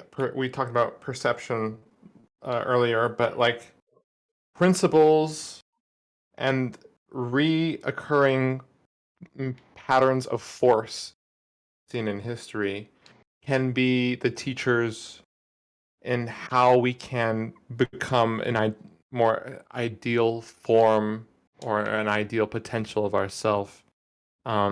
Sure, I could name some names right now, but I don't see how that can be so beneficial. I mean, on a personal level, if someone would private message me, maybe, but I would say principles and basic systems of force seen in history or seen in nature or seen in stars, so to speak. If any of our viewers out here are like struggling with their own like spiritual journey, it could help them in understanding that maybe one day they have like an epiphany or a dream or a vision, because everyone has spiritual moments. Some of them are different, and some of them are very weird. Even the Nazis probably had spiritual moments. Whereas they had spiritual moments which involved probably Hitler. You might have a spiritual involvement which literally involves like Jesus or like someone who's been an underlying role model in your life. Yeah, I get what you're saying. Sorry, and I feel like I might be derailing you a little bit. No. I know what you're saying. I get how it can help people. I do not feel ready yet to say any particular names. Not because, but just because. I would say it has to come organically. I know sometimes it can be organic when someone asks you a question like you are to me, but I guess I would like to build more of a relationship with you guys before sharing some information. And so yeah, I guess that's all I have to say. And everything that I've set up to this point can be synthesized with a form of some foundation in which we can direct an ideal, but that's it. That's all I'm going to say about that. There. I'm just deconstructing that in my brain. The way we use words is different.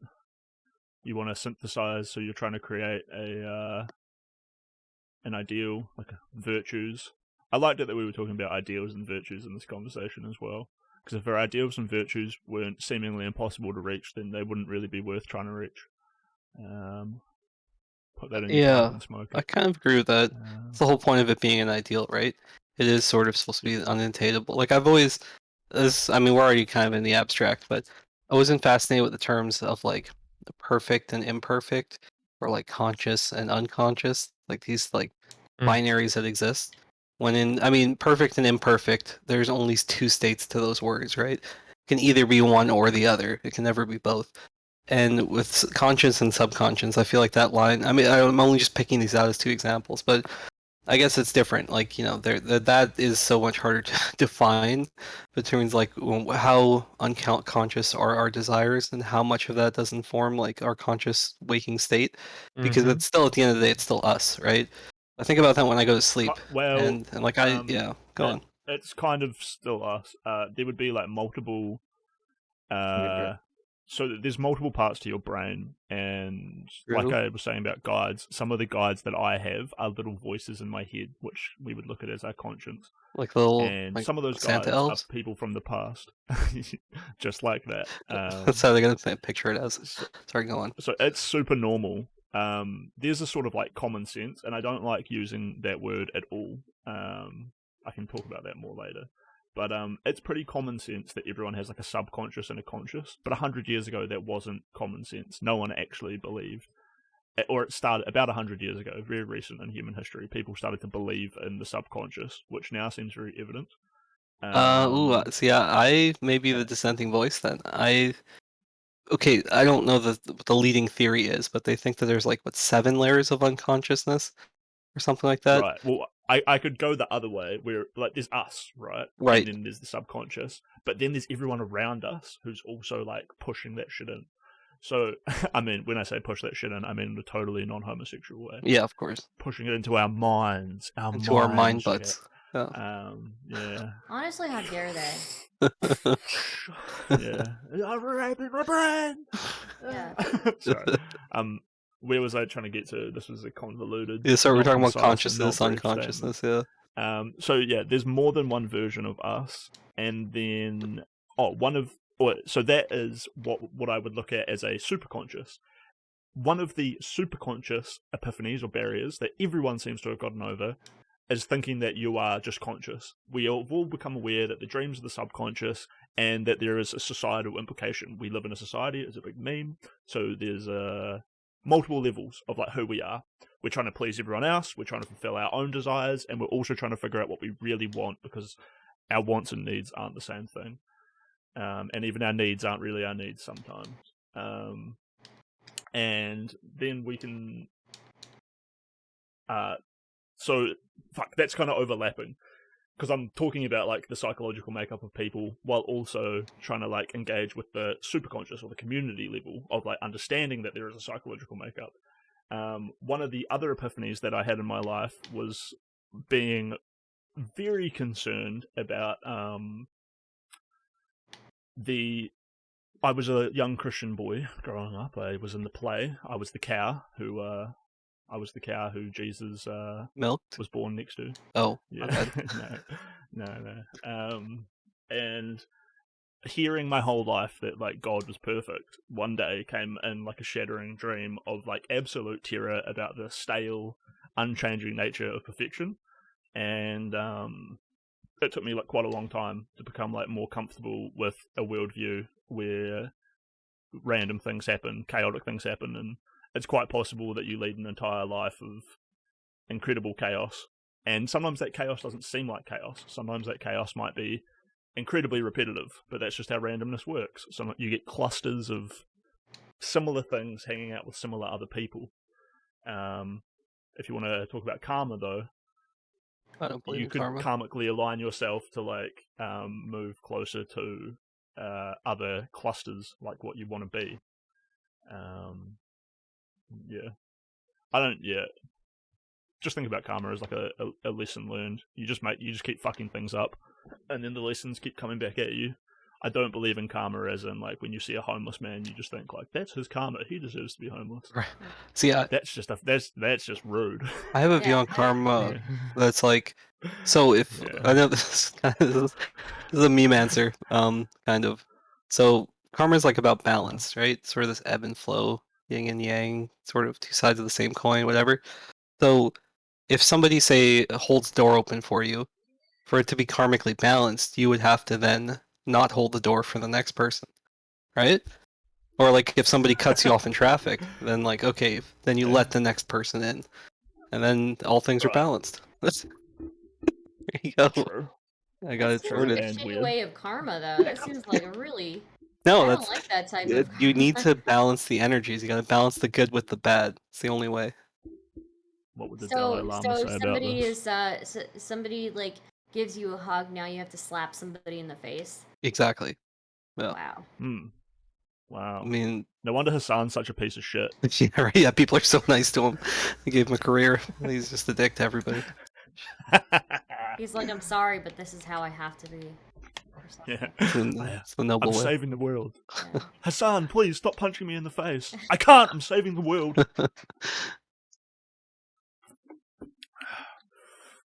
God, what a cunt. And not a good one.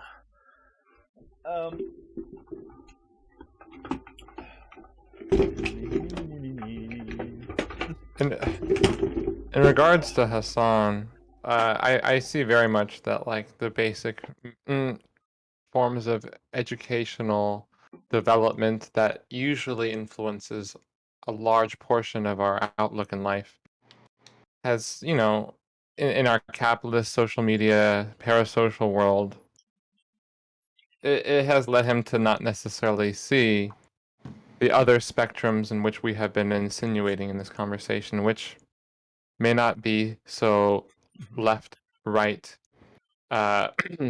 or those who are more based versus what do you call them? Just he's an cringe. ideologue, bro. Ideologue. He's an ideologue.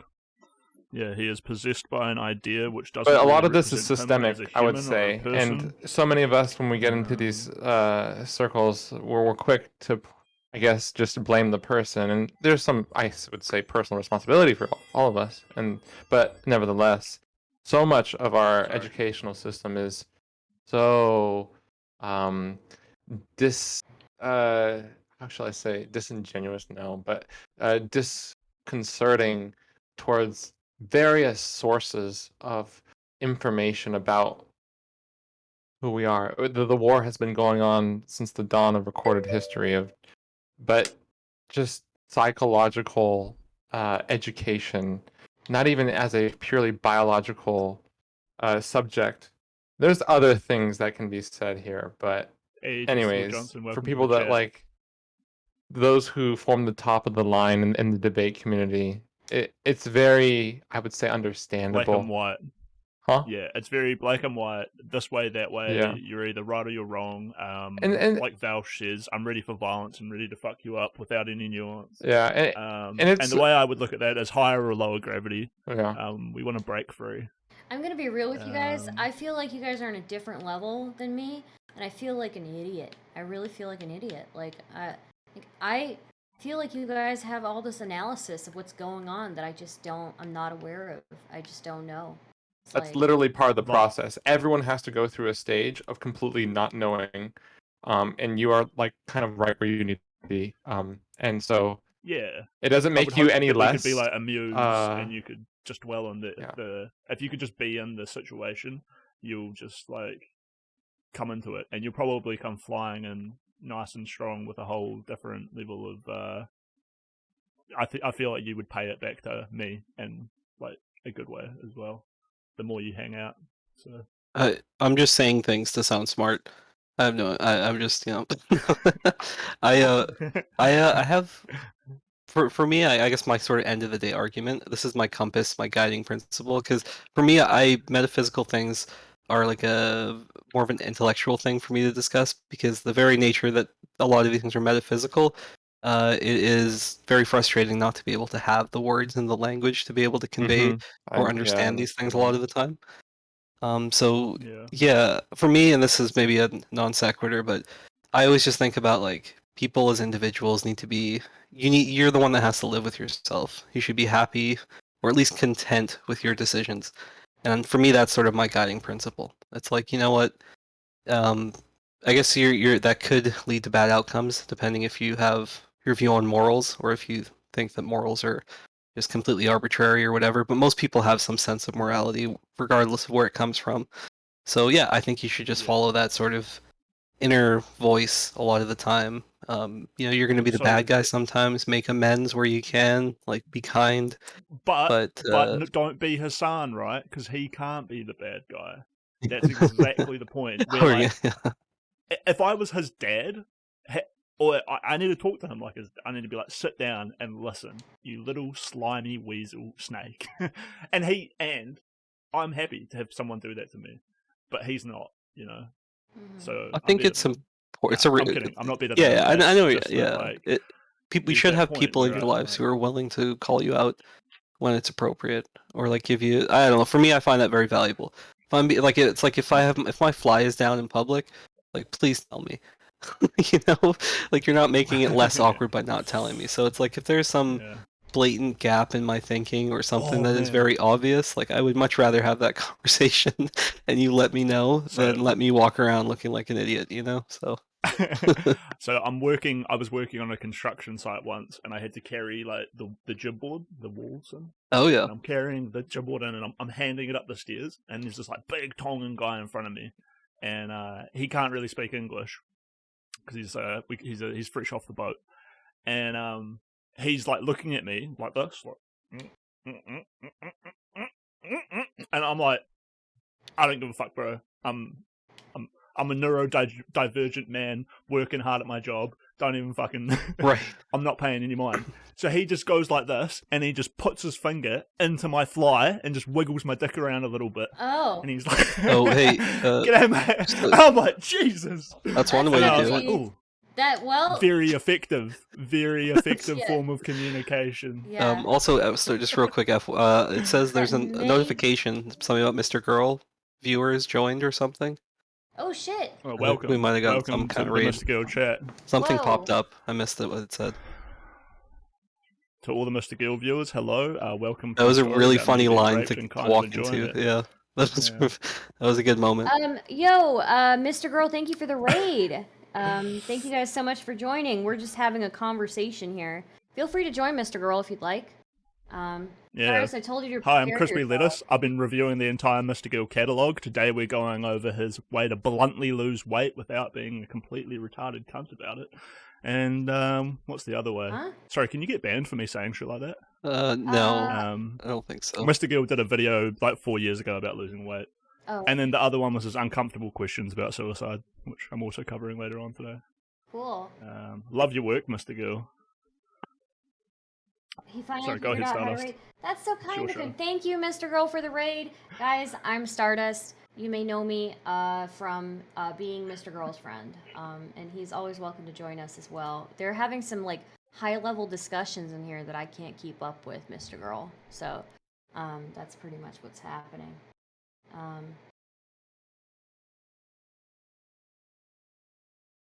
True. I guess we should proceed with our discussions.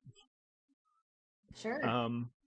Syndacus, do you remember what the last brief thing that you said was? Because I wanted to like re-describe it.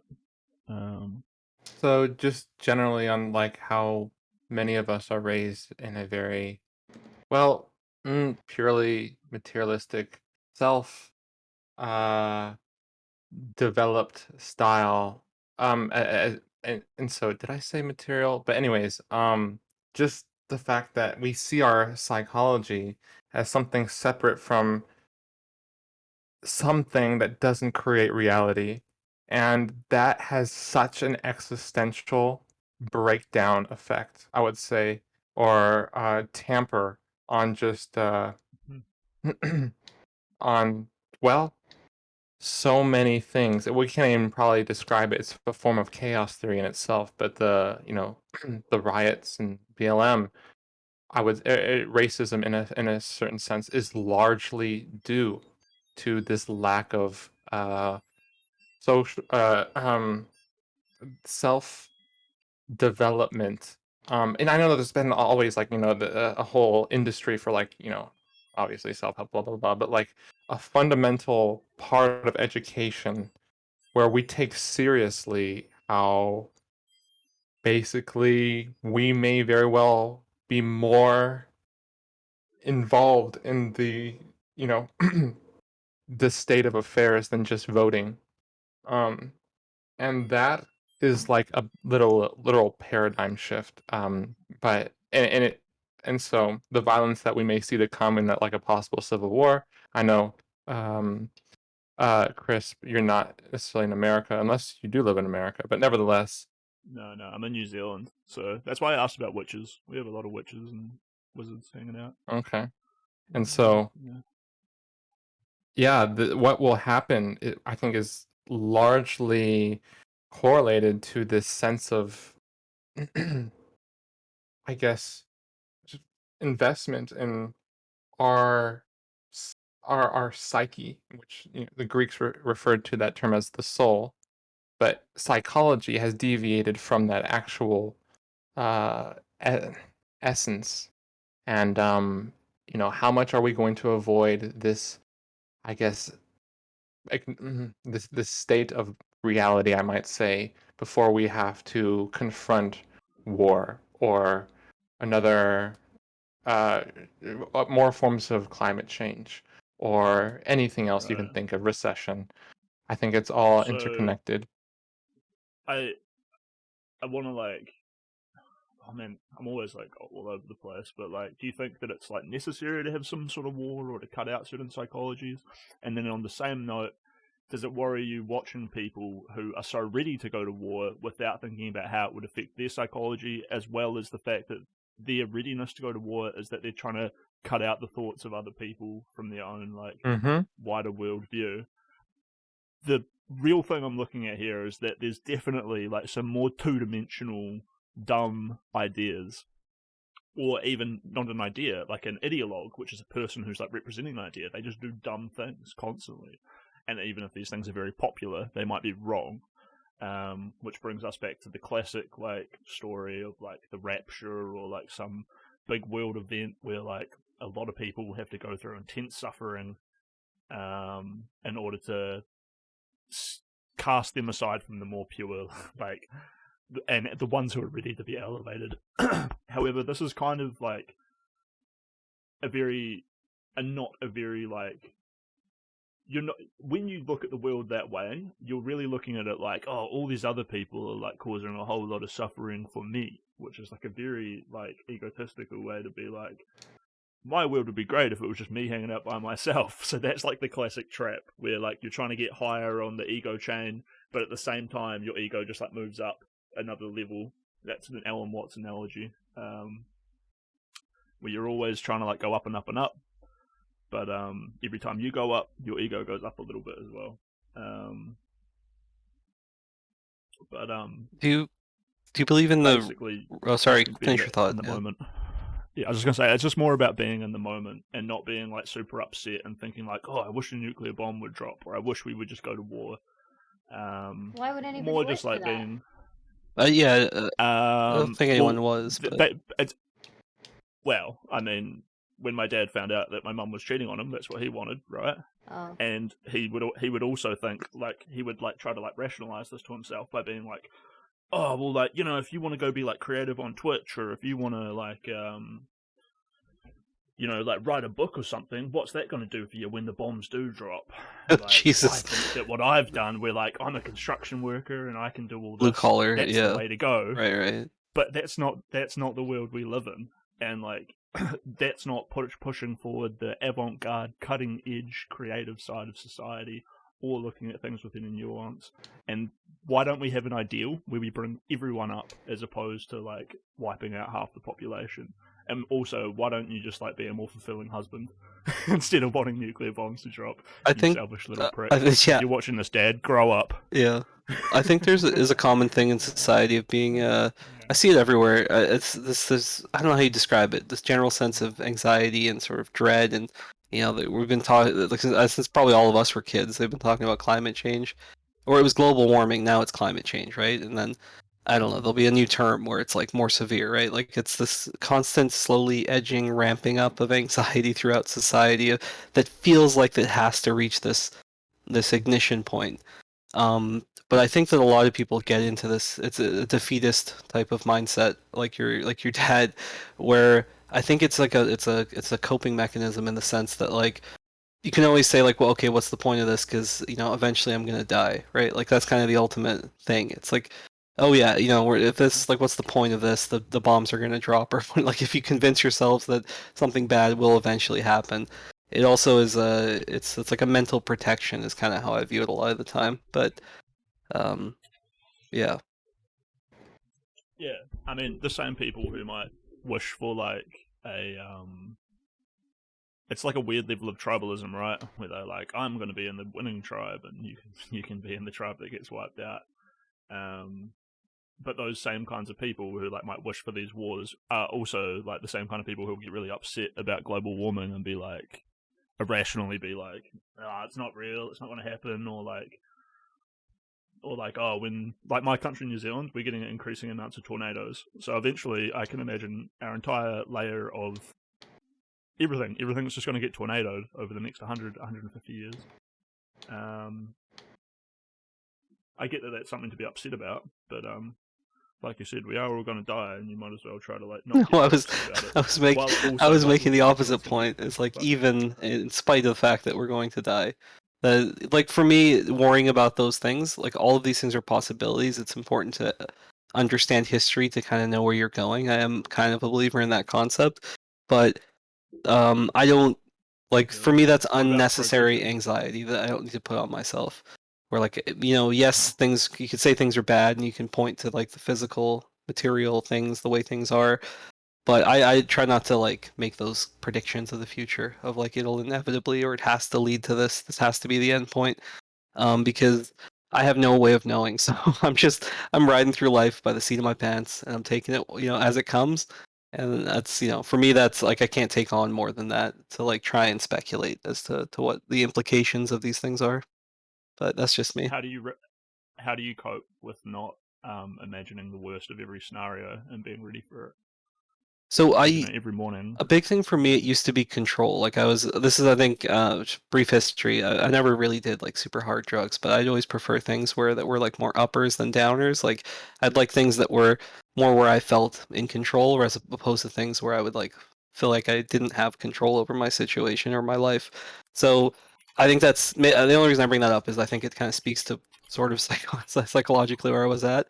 So yeah, for me, it took like something kind of falling apart to understand that we have a very small sliver of the things that we can control in our lives. Like so much of our lives is dictated by external forces. and a lot of our validation comes from the outside as well, which I don't think is a bad thing. I think that's just part of life. Like the concept of success, for example, if there was nobody else in the world, like success as a concept means absolutely nothing, right? Like we measure success, it has to be measured in comparison to others, right? So there's certain concepts like that where we can't escape those types of things. So yeah, I guess well, how it's relative, right? I don't look at Hassan as a successful man. I look at him as a shell of a human. Yeah, exactly. It's all a lot of it is subjective, right. and like yeah. But in terms of like sort of me, yeah, I don't know. I just want to stay open-minded. My big fear is being that old guy yelling at the kids to get off his lawn. Like I don't want to feel static or trapped or feel like I've closed myself off either intellectually or emotionally. So I just want to stay open-minded is kind of my and to that end, I don't know, like what's it called, neuroplasticity. There's like this is why I do puzzles. I like to consume what I would consider to be a lot of the time educational content. Like I'm always trying to expand my mind because I just for me, yeah, that loss of control, like fearing like dementia or something in an old age, that's like the most terrifying thing is if I lost my mind. So that's my irrational fear that keeps me on the straight and narrow, keeps me pushing forward. I mean, so it's a good way to look at things. Like we're it's funny how we might look at that differently. Like you don't want to be the old man on your lawn. In a pessimistic way, I definitely do. I look at that as like, yeah, I don't want to be that old man either. But it's because I don't want to like block people out, because then they'll block me out. I want to be open to other people so that they'll be open to my problems, and then we can avoid these things together, right? Yeah, and it's so much easier said than done, right? Like it is because I don't want to be a burden on anyone, but like yeah, it's hard to remain open. Need to like we get hurt so much, right? Yep. Yeah. Hard to keep yourself open. Yeah. That's right. Well, I think you can be open and guarded, right? So. I think they're directly like it'll always.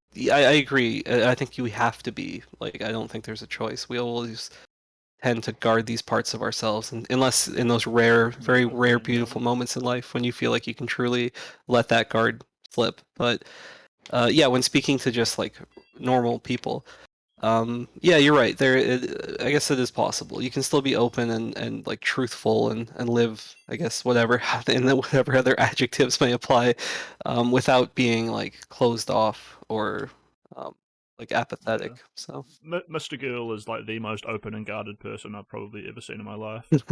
Maybe that's a good example. Yeah. He looks you dead in the eye and he's like, "Are you trying to fuck me?" And you're like, "Jesus, Mr. Girl. No, I'm not trying to fuck you." And he's like, "Okay, good." He's like, "I don't believe you." That's all I wanted to know. Yeah, that's true. You have to throw in a "I don't believe you." Yeah, yeah. What do you do with that? Oh fuck. Oh fuck, he thinks I want to fuck him. What do I do? Yeah.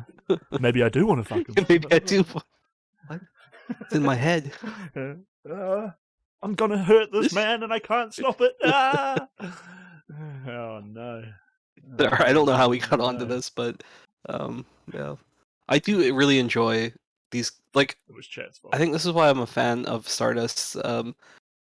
Just talking to people that I would never have exposure to otherwise. A lot of the time, like I've spoken to the the run of the mill, like sort of racist or whatever you want to call it in like Discord servers and stuff, but like I just enjoy getting other people's perspectives. Like I used to work retail and some guy came in, he was like a World War II vet, right? So I talked to him for like 15-20 minutes, like nothing's going on. I don't give a like I like talking to people and learning their stories, and like I don't know, for me that is a very makes me feel grounded, makes me feel connected to other people when you just really listen to like what they have to say. Like we've all got computer games and all of that shit, but if you're a World War II vet, there was a point in time where someone invented a flying machine and thousands of young men just decided to fly them into Berlin and Germany and Britain. And it's like yeah, like an entire generation, right? Yeah. He's like, okay. None of them knew how to fly that shit. None of them were like, there were no ninjas, like Ninja the Fortnite. I think they had, and it was conscription too, right? Yeah. I do not believe in time last username. I mean, like, it makes sense. It's just a construct. We made it up, but it's just like a thing we use to describe like things that happen, basically. Otherwise, everything's just happening. Things are just happening. We just don't have a way of measuring it. So. We do have a way of measuring it. It's called time. Well, yeah, that's Yeah, we made it to time is measure the it. way of So measuring we it. made it to measure things that happen. Right. Yeah, I think Stardust probably just doesn't believe in time as the way that you guys would use it to like try to debate with her or whatever. But Oh, there's I don't definitely some believe sort of it. outside force, right? You think there's something more out there than you, or are you a solipsist? Do I believe there's something more than me out there? Yeah. Like, what Or do do you you mean? feel like it's just you? Do you think that you live purely inside your own consciousness, or because like I think I'm real and I'm telling you that now, and you can tell me the same thing, but it's up to you whether or not you believe that I'm real. And like obviously, if I wasn't real, I would tell you I'm real because like it would be the best way for me to survive. Yeah. I think But there does seem to be outside info. I do that believe comes that on in. there are a lot of like I do believe that it's not just me, obviously, like there's everybody around me, right? So Yeah, and then we just put labels on those things. Like a chair is a chair, but also a horse could be a chair because we sit on the horse. I But guess a horse is horse not a is a chair. type of chair. That's a really good question. That might be a debate topic one day. Are horses That's chairs? right. And then you can also sit on tree stumps. So is a horse a tree stump? Oh my god. Oh shit. Yeah, that's. I always used to have the questions like, what is a room? It's like, what makes a room a room? Like, if you're in a room and there's no doors or windows, is it like something else? Like, does it, you need a way to get in and out? Like, I've had these kind of like these abstract conversations before.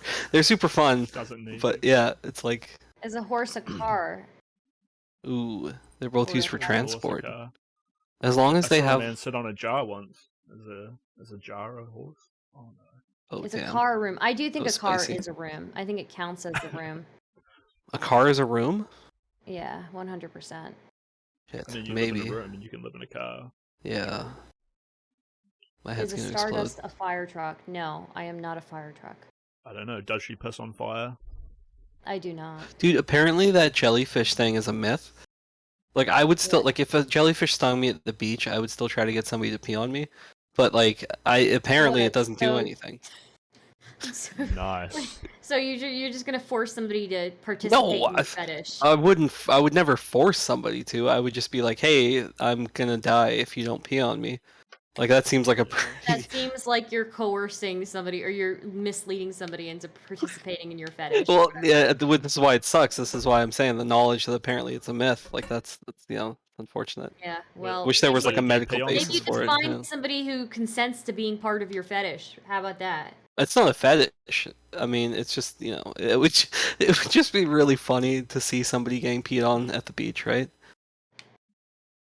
No. Like the panic. I don't no, think you don't so. think? It would be Okay. It would be concerning, and Yeah. we should call No. an ambulance. Well, Okay. humor is subjective, so I'll just leave it at that. Eli says it's not that hard to find somebody to pee on you.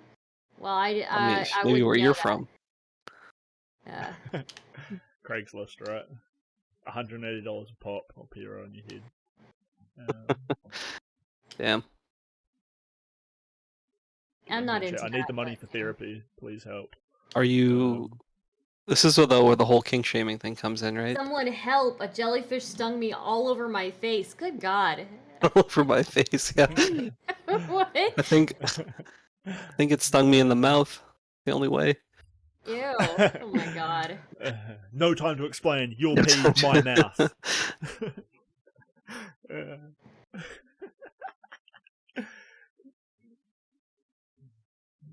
Absolutely Degenerates. fantastic. Degenerates. I'm feeling a very, very judgmental tone from you right now. I am being judgmental. Oh. Stardust, what Yeah. sub goal would we have to meet for you to troll around on Tinder to see if someone would be on you? Not happening. Oh Jesus. Not happening. I think what would be funny is if, well, no, I guess it would be funny for a moment, but I was gonna say if you made like a fake Tinder profile and then like fucked with it on stream. But yeah, I guess that's kind of mean to do to random people. It's like a Tinder funny profile, Stardust, 30 years old, based in America somewhere. No, like trying to find someone to pee on my face for my internet yeah, like friends. it could be totally fake, but it's like My you could just friend thinks it's a constantly. really funny joke, It's a so really I'm funny looking for joke, some. yeah. Yeah. Maybe not the best Please idea. pay on me for my internet boyfriend / girlfriend. Nice chat. Wait, what That's happened? you. What did last username say in chat? I'd probably say he doesn't want to join. Panel, would you use a teleporter that copied you and killed the original? Ooh, Yeah, that- I don't think I exist anyways. Like in See, that that's way. that's a really interesting philosophical question. I'm familiar with at least, because it's not you anymore; it's a copy of you. But me is just a copy of me anyways. So. Yeah. What does that But mean? what are you? Are you just? She doesn't believe in time. So like, if you are She doesn't just a believe in time. continuous She doesn't experience believe in of the someone. self. Well, if you think you're someone moving through time, and then time stops existing, then you don't really exist, do you? Well, time only I'm exists. Or are you someone walking moving through time. space? I'm just a person that is existing and things are happening. That's all. Yeah. Well, time only exists when it's perceived, right? Like, or you could say the same thing about anything, really. If there's, the whole, if a tree falls in the woods type of thing. It's like if there's. It exists conceptually. So Yes. you could say that, like, if you're not conscious, you're technically dead. But if you're going to regain consciousness, you're technically alive. Therefore, you have to regain consciousness later on in time. Yeah, So- that's like an old philosophical question. Nice Is like, one, Nerve where is your Renders. soul? Like your soul. When we say soul, we think of it as our consciousness, right? Because if we were to just like say reincarnation, you're another body, but you have different memories. Like, that soul isn't really yours if you're not yourself, kind of thing, right? So, yeah, your consciousness is sort of, I think, is the closest approximation of what we would think of. We would still need that thing to still be considered ourselves, like our experience. Okay, so Nerve Renders, I Still just need figured I need to read this. Nerve Renders in chat says Stardust Nazi chat is talking about radicalizing her white supremacist viewers to pee on POC. That is not true. That is not Nice. happening. That's not happening. Please do not spread that rumor. That is not something that's going on. Stardust, the white supremacist strikes again. God damn it, dude. White dust. Oh no. Yeah, I know this seems like such petty shit to bring up now, but I got the the retweet from Endless. Pretty proud of that. You got the retweet? For Well, what? you know, What did you do? I was just it was something. Okay, so you posted that thing earlier about women Yeah, and then being he copied it or whatever. right Made it about as a out. Black American, yeah. Yeah. And so I replied saying, as a Black American, does give you a pass to like attack other marginalized groups in the name of anti-fascism, blah blah blah. And then a bunch of people started replying, and one of them was with a paradigm shift, which the name sounds familiar, but he's like, "What the fuck is this White Lives Matter shit?" And it's like it got so unhinged so quickly, White and I Lives just started. Matter shit. What? Yeah, he's like, "What are you talking?" Yeah, he's like, I don't know how he made that connection. But anyway, I just was respectfully and just like very concise. I was just replying to everything in the thread, and it just slowly started to snowball. But I was like, man, this is like a really like toxic thing, and I totally understood like the appeal of Twitter like in that moment. It was like, this is probably not healthy for me to engage in. Oh Yeah. God, dude! You love it, right? You can't stop. Kind of, So but bad. I was like, yeah, man. Like, growing up in early internet days, I was definitely like that kid who, would make the offensive username or something. And like, I don't know, everybody was a child once. It's not an excuse, but I was definitely not a responsible internet user as a youth. So yeah. I was never a child, and I don't. So have wait, a so soul. what Interesting. happened? How did that thread go? Did it like? I can link it. So yeah, so I said so somebody replied who blocked me was, I think her name was like Banks or something. Oh, Yeah. the chick, yeah. Yeah, and I was like, so she had responded being like, endless or some. They're basically just kind of trying to make the argument that I'm like sympathizing with Nazis. Like his retweet was. Okay, How so dare you I'll be just sympathetic? yeah, I'll just really quickly. I'll read what I replied to, and originally from he said about being a Black American. So I said, so I was like, oh, so as a Black American, it gives you a pass to attack other marginalized groups in furtherance of anti-fascism for perceived harm to other marginalized groups that can neither be quantified or demonstrated. It's kind of wordy, but Basically, it's like you can't leverage your own identity and attack other like minority groups.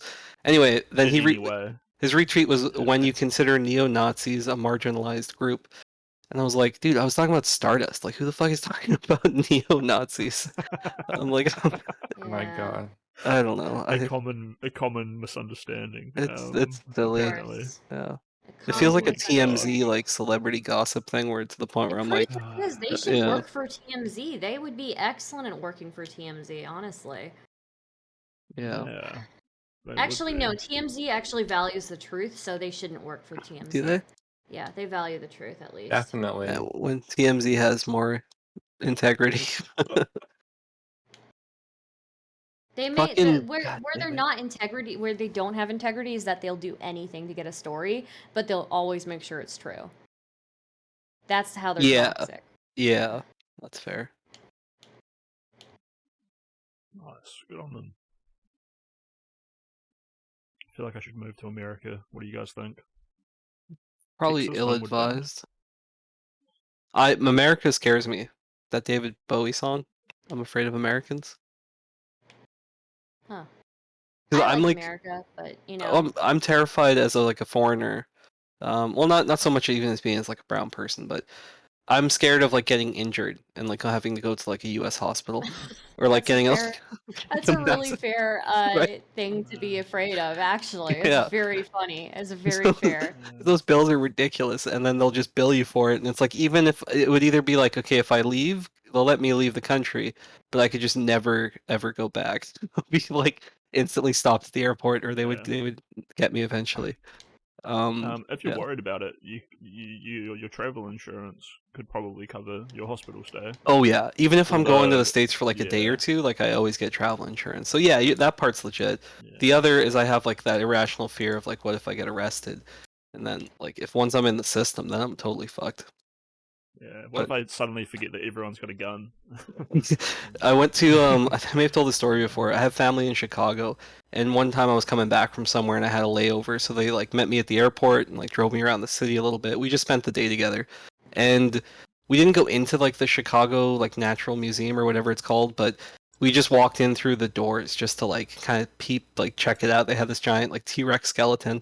Anyway, there's a symbol on the door it's like a no smoking sign, except there's a gun on it. It's like no guns, right? So I took a picture of it, and my aunt was like, why are you taking a picture of that? I was like, because this is just like a sign that you would like never see in Canada. You would never see this anywhere else in the world. Like most people would assume if you're going to the museum, you probably wouldn't bring a gun. But it was like one of those like culture shocks where I was just like, why is this a thing? Like so anyway, yeah, it's like a different world in some ways. But I have tons of family in the States, so yeah, I'm not like against Americans or anything. No, I know. It's fair enough though. Like the expensive healthcare is something like very fair to be afraid of. Yeah. So, yeah. Hello, Couchman 1111. I love Couchman. Howdy, partner. Man. Yeah. Just wanted to say I love this space. I feel like Stardust chatters are some of the smartest, funniest, most powerful, quickest, best at foot race people ever. I've probably gone into almost 120 streams and have had some conversation with the streamer about kind of what we've talked about in the beginning, but it is 150. It kind of doesn't really matter, but there's only been like a handful, perhaps maybe, that I've considered having some sort of dialogue that maybe isn't even political, or even spiritual. That is where you cross lines where people don't know how to operate or be themselves, and I totally understand. But we're bringing up Stardust here, so I just couldn't help but say once again, thank you as being, one of those individuals who is open towards something else, despite what that else may be. And Of course, yeah. I want to keep my optimism for any sort of platform that seems to be so constricted in its base of dialogue. But anyways, that Stardust, I in no way want, and I don't think anyone wants to depend on a streamer, even though it can feel that way in the beginning, well, because in a way, I've never talked to anyone with like so many people also watching. But anyways, you are an inspiration for other streamers, Oh, thanks. That's and very kind. I think another level of content, as I kind of talked about a little bit, is preparing itself to become part of the supply. The demand for it isn't so. It's on some level here, as I think some of your chat recognizes all of us here in this lobby. I think we're not in the lobby. We're in. I don't know what you want to call it, but anyways, we recognize this general consensus of some other way we can interact with this situation, the state, the affairs of the day. So, anyways, I look to see other streamers going into other streamers' room channels, even if they may not know them, and see if they might be able to offer what isn't an ideology or purely like a debate, and that whole debate word contains so much. I think of what I think we all sort of agreed upon. Chris is heavily discussing this in a way that it's not about the person, nor about the idea, but so much it turns into a thing. Idea. I just made a very very hit and heavy statement that requires unpacking. I don't know if I want to unpack it. All right. I think that you're. I'm really glad you brought this back up. That's where I was trying to go. What's why I was complimenting the Stardust channel. It turns into an awesome thing, You like guys are Stardust so nice to me. channel. So well, it's true. You like Beckett came in recently. You suddenly pulled like one of the greatest people, and Sonia's here all the time. I'm here all the time. I'm pretty great. Oh, Lace Slippers I'll is in say the it so you lobby. don't have to. I'll pull You it. know. Dr. King's and you're here. great too, The chat. spirit. So let's go. I'm sure he would approve of a lot of things we have and your engagements in the past. So I think Ginger will be joining us shortly too. So yeah. Nice. I Hello. have such a great Hello. community. You guys are the best. You guys make me like so happy. You guys are the best community I could have ever asked for. So yeah. No, you. See, if karma existed, I feel like Syndacus and Chris just said a lot of nice things about you. So to kind of balance it out, I'm gonna have to be really mean to you now. Yeah. I'm sorry. Okay, go ahead. Oh. Go ahead. Be mean to me. It's kind of difficult. But I'm just saying, just expect it. I'm gonna be a little catty now. Oh, did Ginger leave? Hello. Oh, hey, what's up? hello. Hello. Hey. Hello. Lace Slipper, why Hello. don't you ask them? Why don't you ask Chris Bledis and Syndacus what you were asking me the other day, like what about purpose and stuff? I think they heard Oh me. yeah. No, I don't think they did actually did. hear that conversation. I need you to repeat it back to me, the slippers. I've just asked her why things matter. Yeah. Why do you we were care? saying why they matter. That's pretty much it. Essentially, we don't. But the conversation, as you had it with Stardust, continued to unpack in a different way. Yeah. Didn't it? It did. Yeah. I'm sorry for that. No, it was fine. I think it's an interesting question. You know, why do things matter? Who knows? So I can maybe I can kind of spur the conversation a little bit. So a big thing that shifted after the Enlightenment philosophers and period was sort of like the whole the world is becoming more secular in general, and for you could say that we were very before that We had religion and we had that type of thing to kind of look into to kind of keep us maybe grounded materially or in the world. But when you're replacing sort of that, you have to find something to take its place. And the prevailing things, that's what's kind of created this existential dread in society. So, what the slippage you're kind of describing is sort of that nihilistic type of thing, right? Where it's like life is inherently meaningless. There is no meaning. There's no point in trying. We'll never have meaning. And you can accept that. You can say life is essentially or inherently meaningless. And a lot of people, like, I agree with Star, it's sort of, for me as well, I think the point is to find meaning. And not even necessarily that I've found it, but that pursuit of meaning for me is enough as like a driving force. So basically, you have to find a way to lie to yourself in a way that you believe it. I don't think it's but lying. It is you lying. can let me cut in because No. Let me cut in. Let me cut in. Okay. Yes, please. All right. I'm just kidding. Oh, nice. How dare you imitate me? That was a really good one. So, yeah, I guess you do Chris. have to like find a way to lie to yourself, but I can help you find like a very easy way to do that. Because if you're going to talk about the Enlightenment, you should probably compare that to the World War One and World War Two, which followed directly. Well, we're talking about like a period in time. Yeah, in I know. Which, I know. People found the time to like actually. There was a point where you wouldn't have time to bother trying to find meaning because like your life is sort of simply a matter of survival, right? And that's exactly the problem that you're having.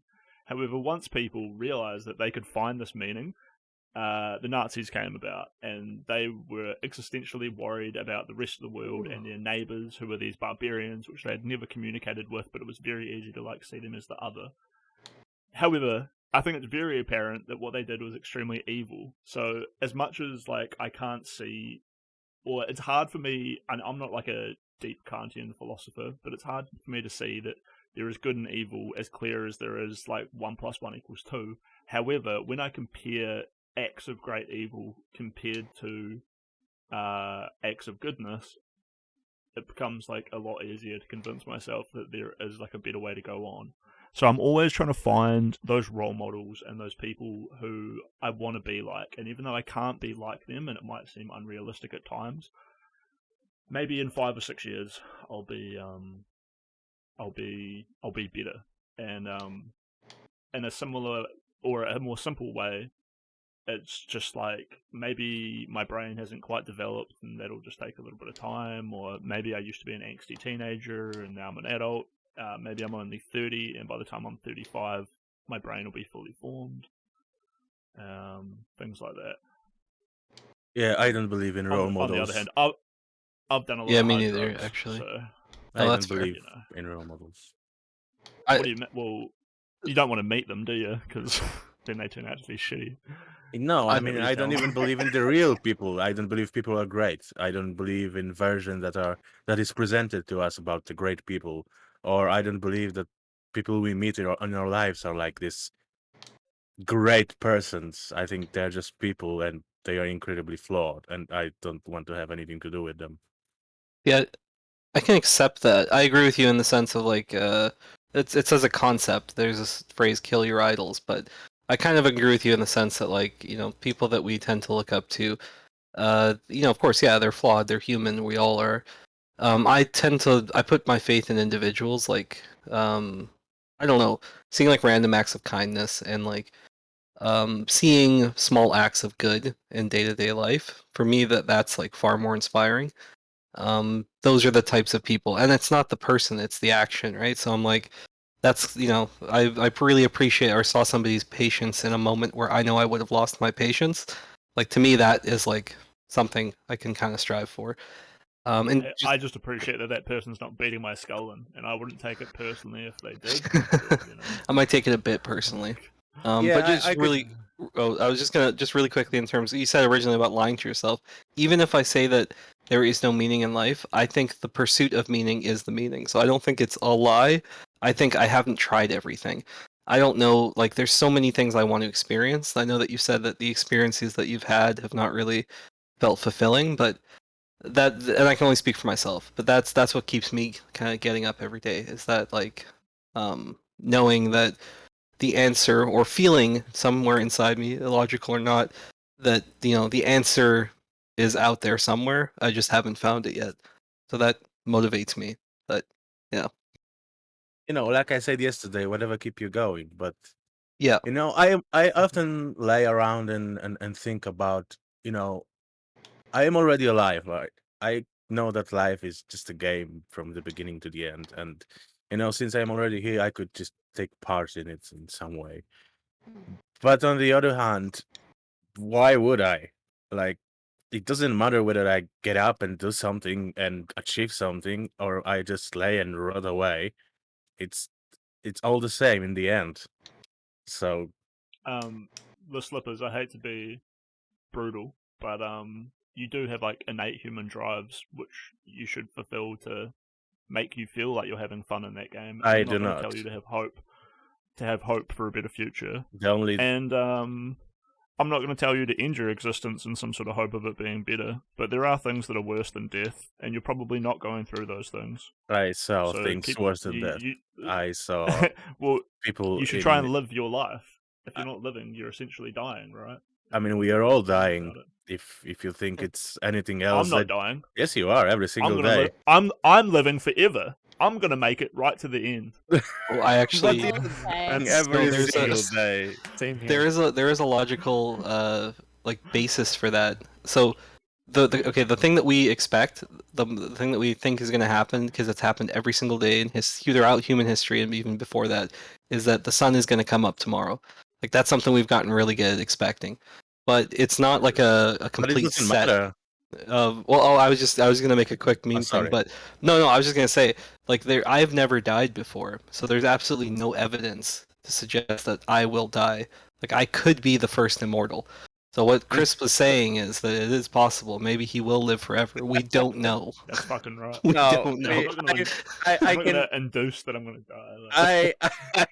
I am pretty certain we are all fucking gonna die. Just it's probable. Statistically, you're probably right, but I'm not gonna say 100%. I don't want to do the drama dumping. I mean, not drama, just the do it. Drop do my it personal experience. You're very comfortable with. Yeah. I guess the moment I got so fucked up and it's completely wiped my life away was when my mother got sick. And my father got sick at the same time. Pretty much, they were dying of cancer. And I've spent my early 20s and late teens like going pretty much from hospital to hospital on oncology wards and shit. And I've seen people in agonizing states, like dying all the time. And if you like look into the eyes of those people, right? Those people who can't speak anymore because they are fucking just devoured by cancer. Yeah. You can like see it in their eyes that if they could tell you something, it's like it doesn't fucking matter. Like, look at me right now. It doesn't matter who I was outside of these walls. I'm just a fucking, dying piece of biomatter in this very moment. It doesn't really matter. Fuck it all. Just fuck it all. I think there's a level of contentment that can be reached because some people are. I can only, again, I'm speaking from my own personal experience. When my grandparents, they're all past at this point, but when I was, when I was younger, they were all alive. So I went through at least those sort of them passing. But like one of my grandmothers, she was like terrified of dying towards the end, and it was same thing. It was cancer. It was, but it was a very quick turnaround because they caught it extremely late. So it was only maybe about 2 weeks since we got a diagnosis till she was gone, and so there wasn't a lot of time to sort of prepare for that, right?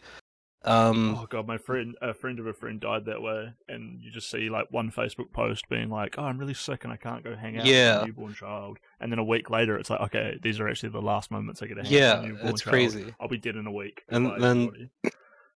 and then just to and then for my other grandmother, she was in a hospital for like 2 years, and same with some of my other grandparents. So for me, the part that I was grateful for in that moment was the chance to say goodbye, because not everybody has that. So it's like when you have a little bit of time to emotionally process it, that's like the best you can ask for. But to your point of like, I'm sure people in cancer wards, it's different because they're all different stages of life, and I'm sure a lot of them are not ready for that. When my grandmother was in like an old care home, or when I used to go to church and I'd see these like geriatric, super old people, there's a more of a sense of contentment. Like, yes, I don't think they would think like what the fuck was the point of that? It doesn't matter if I died like 50 years ago or I died today. I can see like there's a difference between the people who felt more fulfilled and more content and like ready for the end. If I were gonna say, if I were gonna say something in response to what you're saying, Laislip, it like you were asking like, what is the point? Like everybody turns into this husk of a person, right? Everybody, it doesn't matter. But I think what does matter, the things that last, are the memories that those people leave behind with the people who are still alive, right? Yeah, but it That's doesn't how. do anything for me. Like, It doesn't do okay, anything for you, but it wasn't meant for you, right? Those memories were meant for other people. so I So have to like, live for someone else, in a sense. well, In a way, it's not their job to like be there for you. You kind of have to be there for yourself, right? Yeah, exactly. So living a But memory it in doesn't do someone anything. else's head, it doesn't do anything for me. And if I have to live so that I live a memory in someone else's head, then that would mean I have to live for but it's someone. the memories that you make with them too, right? Like you can go, you can like, I don't know. Like I hope that when I like pass away, like I've made a lot of really good memories with a lot of like people, and that I can like know that I have made and left all those memories behind for those people. Uh, I guess. I am aware of this way of thinking. I understand it, but in the end, it still doesn't do anything for me. It doesn't change my perspective. It's like I don't live for anyone else but me, and whatever whatever I leave behind when I'm gone, it doesn't matter. But Yeah. what about before you saw these people as like husks? You loved these people, right? And it would have been strange for you to see the people you love turn into like a husk, right? And this has impacted you It's greatly. not really a strange thing to say. It's what happened. I mean, it is what it is. We are in the end just a food for worms. Whoever we are, whatever we are, doesn't matter. Yeah. And when you come, I Well, just wanted to have a quick point about what Tessie said before, in with this like Sure. coming to terms with the end. Right. Like I said, I looked on the people with in various ages. There were like old people, young people. I said kids with cancer, like Of dying all the course, time. yeah. There, I've never seen or experienced or felt like any of those people came to terms with what's going to happen. I've never felt this. I didn't feel it with my parents. I didn't feel it with people that were there in the hospital with my parents. I've only seen the fucking agony, that the fucking fear behind whatever they say. Of course. And There's that something else. was, yeah, and all I was highlighting was the difference in experience, because and I think I said this, is like in a cancer ward, of course, you're going to see people who weren't, the cut down, as you said, kids, like people who didn't live their full lives and were taken like that, and also being in that environment, right? Obviously, anyone who's in a cancer ward or has been to a cancer ward, yes, of course, you're going to see, that's one of the most tragic things. My perspective I was offering is if you make it sort of to old age, I'm not saying that it's roses and stuff, but when my grandmother was in a home, or I've seen people sort of dying or that were bedridden and like in this state, there were people who were like felt fulfilled, like they had they just, or they had this sense of contentment. And my grandmother would say this all the time. For her, she grounded her thing in like a religious sense, which gave her comfort, which was good to see. But I understand that that's sort of, in the new world, we live in this secular kind of thinking. So that's, God is not a comfort for me either. But regardless, I've seen, yeah. So I was just offering that change, like why my perspective is the way that it is. Yeah, I I wasn't get it. trying to like, yeah. I get it. I get it. I understand that this is a difference of perspective, but Yeah. it is what it is for me, and that just Wait, so was. what is the problem? Have you made peace with like the fact that you're going to die, and that people are going to be people, and other people are going to like not enjoy these things, and even though you can't live for those people, you know, it's kind of weird. You'll still be one of those. You'll be not unique, but you'll be uncommon in having like seen this side of life and embraced it. And maybe, hopefully, you would be like one of the people who can provide like the hard laugh. Like you can laugh at these hard things because like it doesn't really matter. I don't know. Oftentimes, I think I came to terms with it. That's why I am what I am, and I behave like I behave, like just whatever, you know. Sometimes my apartment looks like a fucking dumpster. It's where like shit goes through the roof with trash everywhere. But sometimes there is this kind of anger inside of me, like, fuck, man, like, why it is so fucked up, right? Like, why are we even have to be if it's also fucked up? Yeah, and then I'm trying to do something, you know. I'm trying to like fight with it, try to clean up my place, try to go outside. You know, I told you guys I'm thinking about going back to school this year, but these are phases. Right. They're just a tiny little bit phased in between all of this, you know, whatever. It just doesn't matter anyway if I try or not. So I think life is all phases, right? Like happiness is fleeting as well as sadness a lot of the time. So like there's no one perpetual state of human beings where for me it's like when the good is there or you see something that gives you even the smallest amount of solace, or maybe not joy, but yeah, solace or comfort. It's just learning to appreciate those very small brief moments. And so too also now, like when if I'm sad and I'm aware of that mental state, I know this isn't for, like, not everybody can do this, but for me at least I can, I know that it, or I would hope it feels permanent in that moment. It feels like there's nothing else, but I always tell myself, like, okay, this will pass as well. Like, you know, humans are not just always in one mode, right? We do have different ups and downs. And that could be day by day, it could be week by week, could be month by month. Like, you know, so I agree. Life is just a bunch of phases. Well, strangely enough, like it's not going to be permanent, but it's also never. Everyone's going to end up feeling this way, even though they don't want to, which is very strange. And there is also a weird point where like your sort of like trust in the world to like be a good place gets shaken up, and that could be the biggest thing to like fuck with your ego, to realize like you're just a meat sack. I mean, it's not nice, but we're all gonna go through it. I'm at the point where I don't really care what the world is.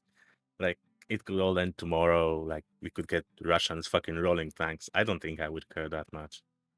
But don't you do care on a level where you almost wish you could go back to the ignorant part? Oh, absolutely. I wish I could be fucking. I wish I could turn off my brain completely and just, you know, be in this happy little bubble, just going if about only my I life. could just like stick to the perfect diet and go to the gym and become the best at fucking Fortnite and be totally content with that. Yeah, just, you if know, only. don't drop from school, just do what everyone else does. Just go have an office job and, you know, work out, be in good shape, find a love of my life, and just, you know, go about it till the very end, like my brother does.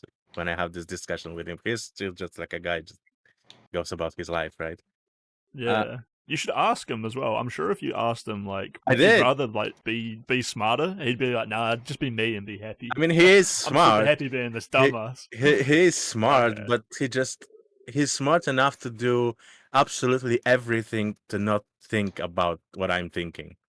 Like, he just know it's fucked up, and he's always finding a way to be busy, whether his career or his family. It's just I am incapable of doing that. I just can't, knowing what I know or being aware what I'm aware.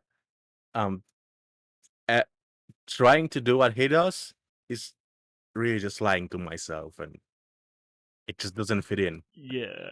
Well, does he make room for his, like, he must have his own problems. Does he make room? Does he ask you to make room for his problems, or does he just ignore his problems? You know what I mean? He usually ignores his problems, my problems, actually his problems. Yeah.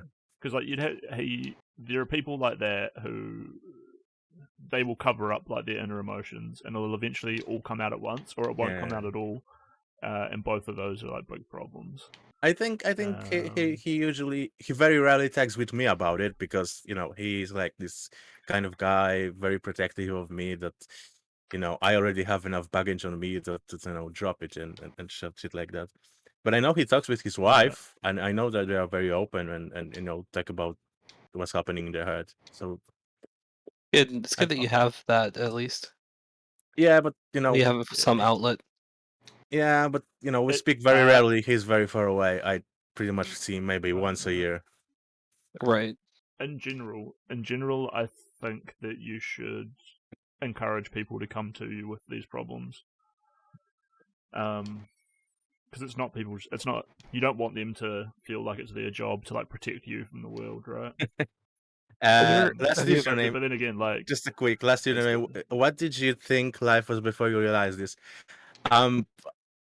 It came to me very early. I was in my teens. I was like 19 when my mother got sick, and started to like go down from there. So, I was pretty much a normal teen. I had, I like to sit and be all philosophical and think about life. But I never was this radical. And I thought that life's gonna be normal. I'm going to, go back to school because I already had my anxiety, but by that time, and I had to drop from high school. And then I came back later and finished it. But I still believe that there is a meaning in all of this, this struggle, this that I will achieve something in my life, and that it is all worth it, and I would just go back to being alive. But then everything came crashing down, and it is what it is now. What about the idea that, ironically, despite the fact that everything ends, every house you build will fall down, the world will crumble, and your body will die, the point might be to like resist that. Yeah, but why? So that you should try and resist. Yeah, but why? For competition.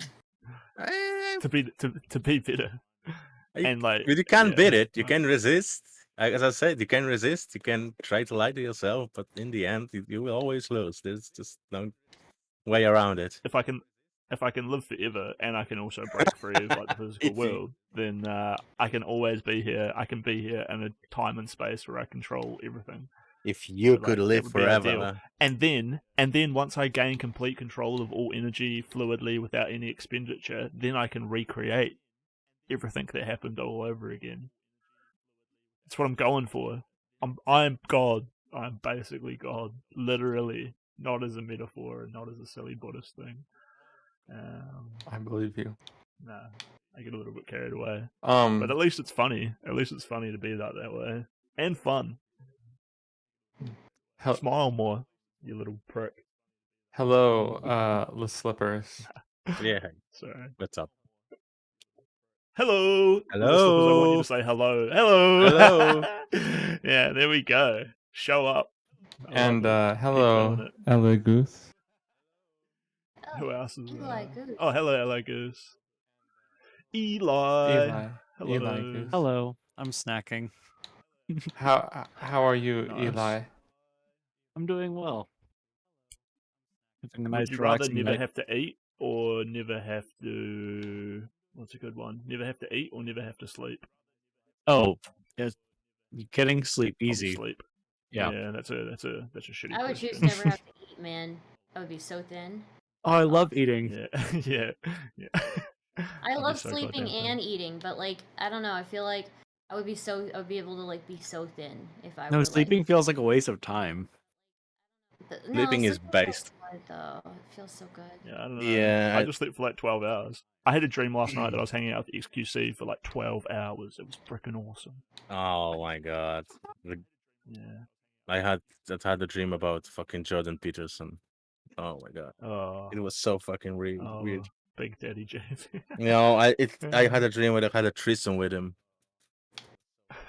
That's a very him and his grandma. God damn. That's a very Jordan Peterson-y dream. There's some tweets where he talks about sleeping with his grandma and stuff. I mean, the problem is I don't You even know. follow that guy. I I don't read his shit. What the fuck do I dream about him? And it's sexual.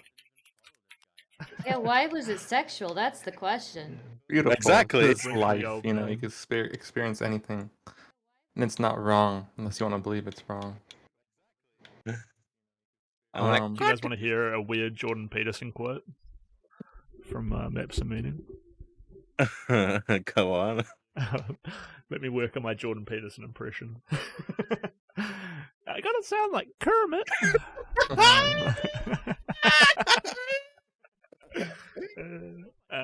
He goes, I dreamed I saw my maternal grandmother sitting by the bank of a swimming pool, but that it was also a river. In real life, she had been a victim of Alzheimer's disease and had regressed before her death to a semi-conscious state. In the dream, as well, she had lost her self-control. Her genital region was exposed, dimly. It had the appearance of a thick mat of hair. She was stroking herself, absent-mindedly. She walked over to me with a handful of pubic hair compacted into something resembling a large artist's paintbrush. She pushed this at my face. I raised my arm several times to deflect her hand. Finally, unwilling to hurt her or interfere with her any further, I let her have her way. She stroked my face with the brush gently and said like a child, "Isn't it soft?" I looked at her ruined face and said, "Yes, Grandma, it is soft." That's a real Jordan Peterson quote. Yeah, I know. Did that actually happen? Yeah, this was in his Yeah. dream. It's one of his books. I guess It was in demonstration. his dream. It wasn't real. This man is a millionaire from saying things like this. Dude. Good chat. If I remember that quote, I know. It's so fucking good. I'm so confused. It Did it stuck with happen me. for real, or did it not happen? It was a dream he wrote about in his book. Oh, okay. Yeah, it was a dream that, that's how he felt about his grandma in his life, and then he dreamed it into existence. Wait, is this for real? We let this man be a Isn't bigot. it, wait, Goddamn. Chris, was this real? Did this really happen, like in a dream of yours? That is actually something that Jordan Peterson said that he dreamed. Yes. He wrote it in his book, his latest book, I think. Yeah, he wrote it, he published it, and then I went ahead and read it, and then I decided that you guys should know about it. Man, Thanks for sharing with us. I wish I never knew.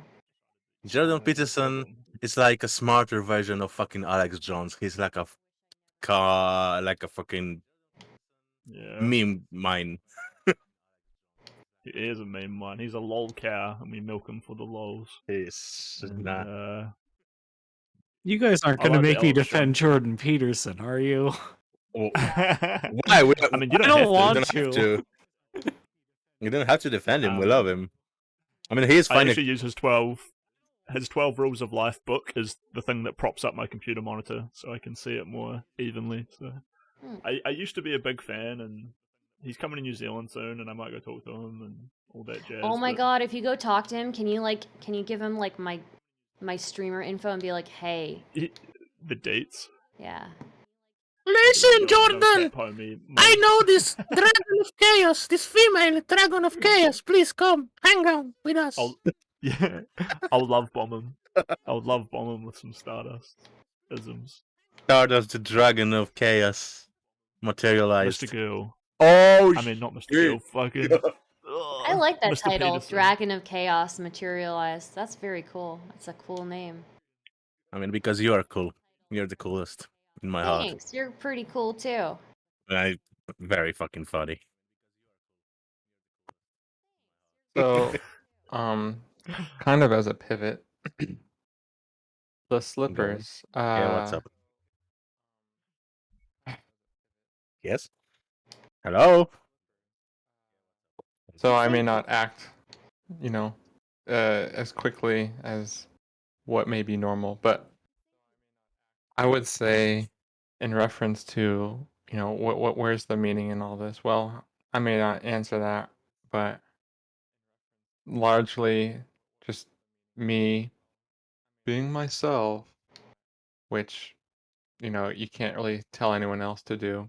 But in my experiences, well, there is a lot of information that I'm sure you're aware of that isn't talked about in, media, school, alt media. And you have the realm of obvious philosophy, and then there's theology, and then there's like the advanced sciences. Anyways, I've talked about this a little bit before with some of us here, but anyways, I guess if I were going to make this brief, there is usually a certain point within these foundations of society, civilization, that are often very interesting to twist for specific minded people. Specific? Well, there have always been certain people who have wanted lots of power, gained lots of pleasure from people just struggling or killing each other. And this isn't so documented. Sure, you have like the common dictators of, Mao, Stalin, Hitler, and you can go back, Genghis Khan and Attila. You can go and find these people, but like in modern day, perhaps post Enlightenment, or I guess even in the technological era we're in, there is still a lot of, how shall I say, barriers between what may be the universal trend that has been suppressed through various alchemists in medieval times, or in perhaps there was some Persian as well. I can't reference a whole lot of names, but nevertheless, there have been people to suggest there is a universal force that is constantly trying to get us to find common ground. But again, you don't see them so much in the books and on the screens. You may see people like fighting for a particular side, for the people, for economic welfare, for nonviolence, blah blah blah. Basic rights. So, anyways, there is a line of investigation that is out there, and it's not so easy to find. As Stardust has explained, she has kind of been confused about this conversation, which I was incredibly lost in finding some of what I'm talking about. People who have pointed towards, even professionals, on all fields of institution, that there is a direct force of energy that is constantly trying to centralize an equal bilateral way of organizing love. Or you can call it freedom. But nevertheless, words are very limited right now, very relative, and I cannot ever define to you what this meaning is, because there may not in the end be so much meaning that we're looking for, but an experience. What this experience is, it's hard to describe, but it is out there, it is possible, and it can bring you better material conditions, as well as a better macro influential state for the nation you're living in, even the world. But where's the proof? Where's the evidence? Where's the, the professional, peer-reviewed, verified data? Well, so far it's still elites that are holding large pressure chambers amongst these filters of universal principles, ideas. And if you wanted to talk to me, message me, I might be willing to talk with you more. But that is what I have found for myself. I mean, if it I get works, your perspective, but I hate it. If it works for you, then that's fine. You sound like a very spiritual person, and that's fine, but I don't think there is absolutely any spirituality left in me. I do not believe in a higher purpose. I do not believe in love. I don't believe in force that, you know, strive to bring balance to our life and we just have to go with it. I do not believe, or I don't care if elites have any secret knowledge that's not distributed in common core education. I don't care about that at all. They may have it, they may have it not. It doesn't change anything in my life. Uh, I mean, maybe it changes their life, but it doesn't mean anything in my life. And it also doesn't change the fact that it's all meaningless in the end.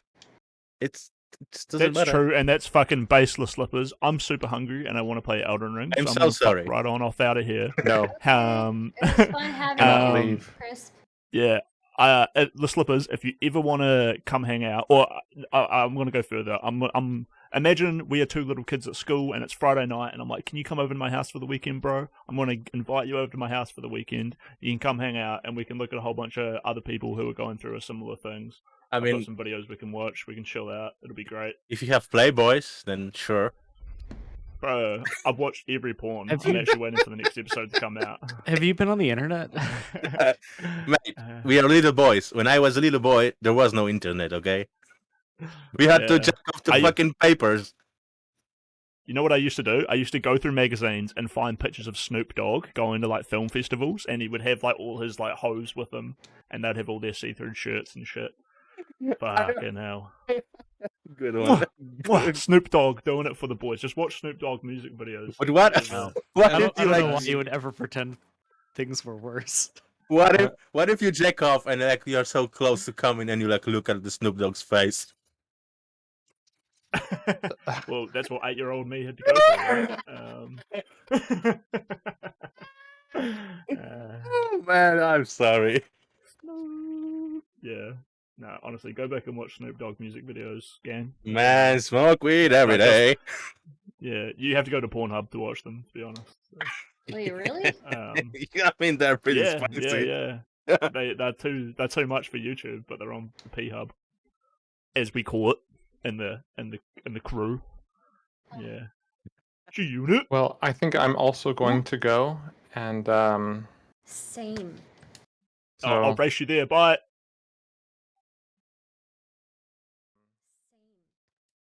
I'll race you there. Bye. Okay. It was fun talking with you guys, as usual. Yeah. Yeah. Chat, thank you so much. Remember to check out the other people that were here as well.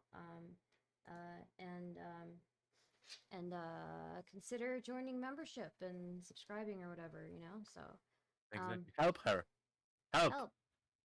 Help. Help. Help. Help. Help.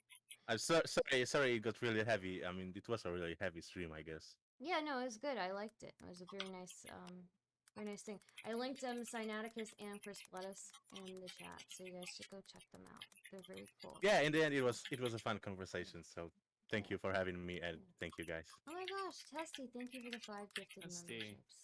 That's so kind of you. Thank you for your help. Yes. And Dar and the Slippers, everyone else.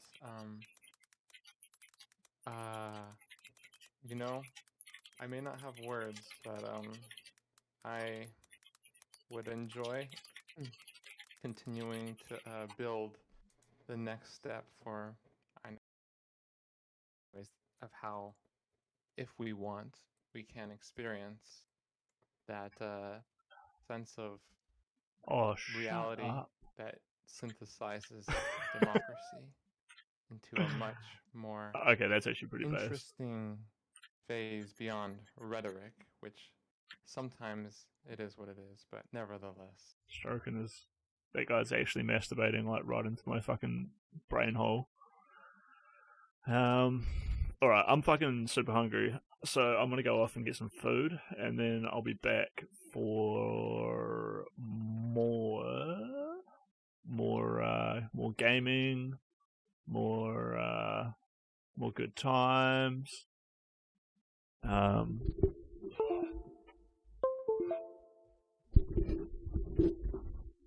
Let's see. Let's see if I can get my camera turned back on so I can say goodbye to you all properly. Deactivate, activate. Boom. I'm ready to go. Let's do it. Alrighty, boys and girls. Thank you for hanging out. I am hungry and tired.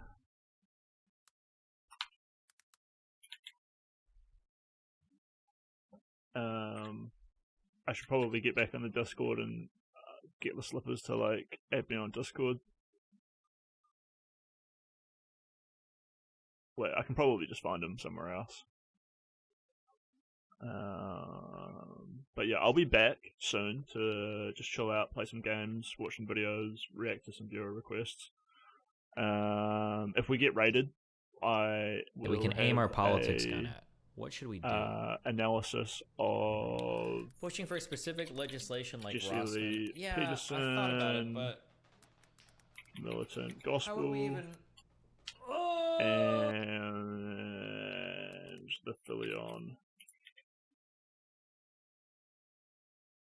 Philion thing. Stardust will raid me eventually. I don't really need to fucking be too worried about it. Or culture. But we want to react to this board ape Nazi club thing. So that'll happen. That'll happen at some point.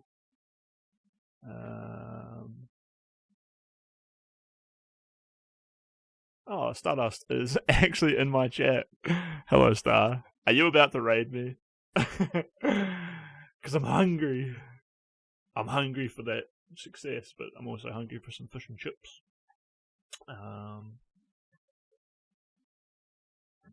Money, money, money, money.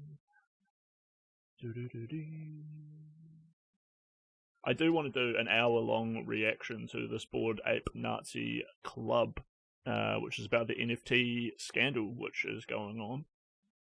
So that's going to be an absolutely fire stream that I hope everyone can get in to be a part of. As well as just like working our way through the mystical content. Let's pop in and see what Stardust is doing before we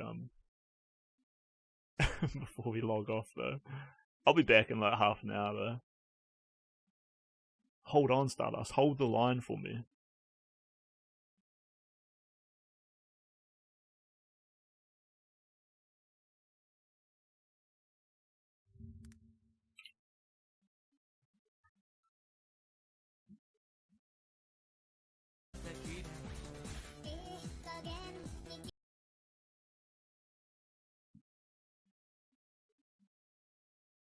See you later.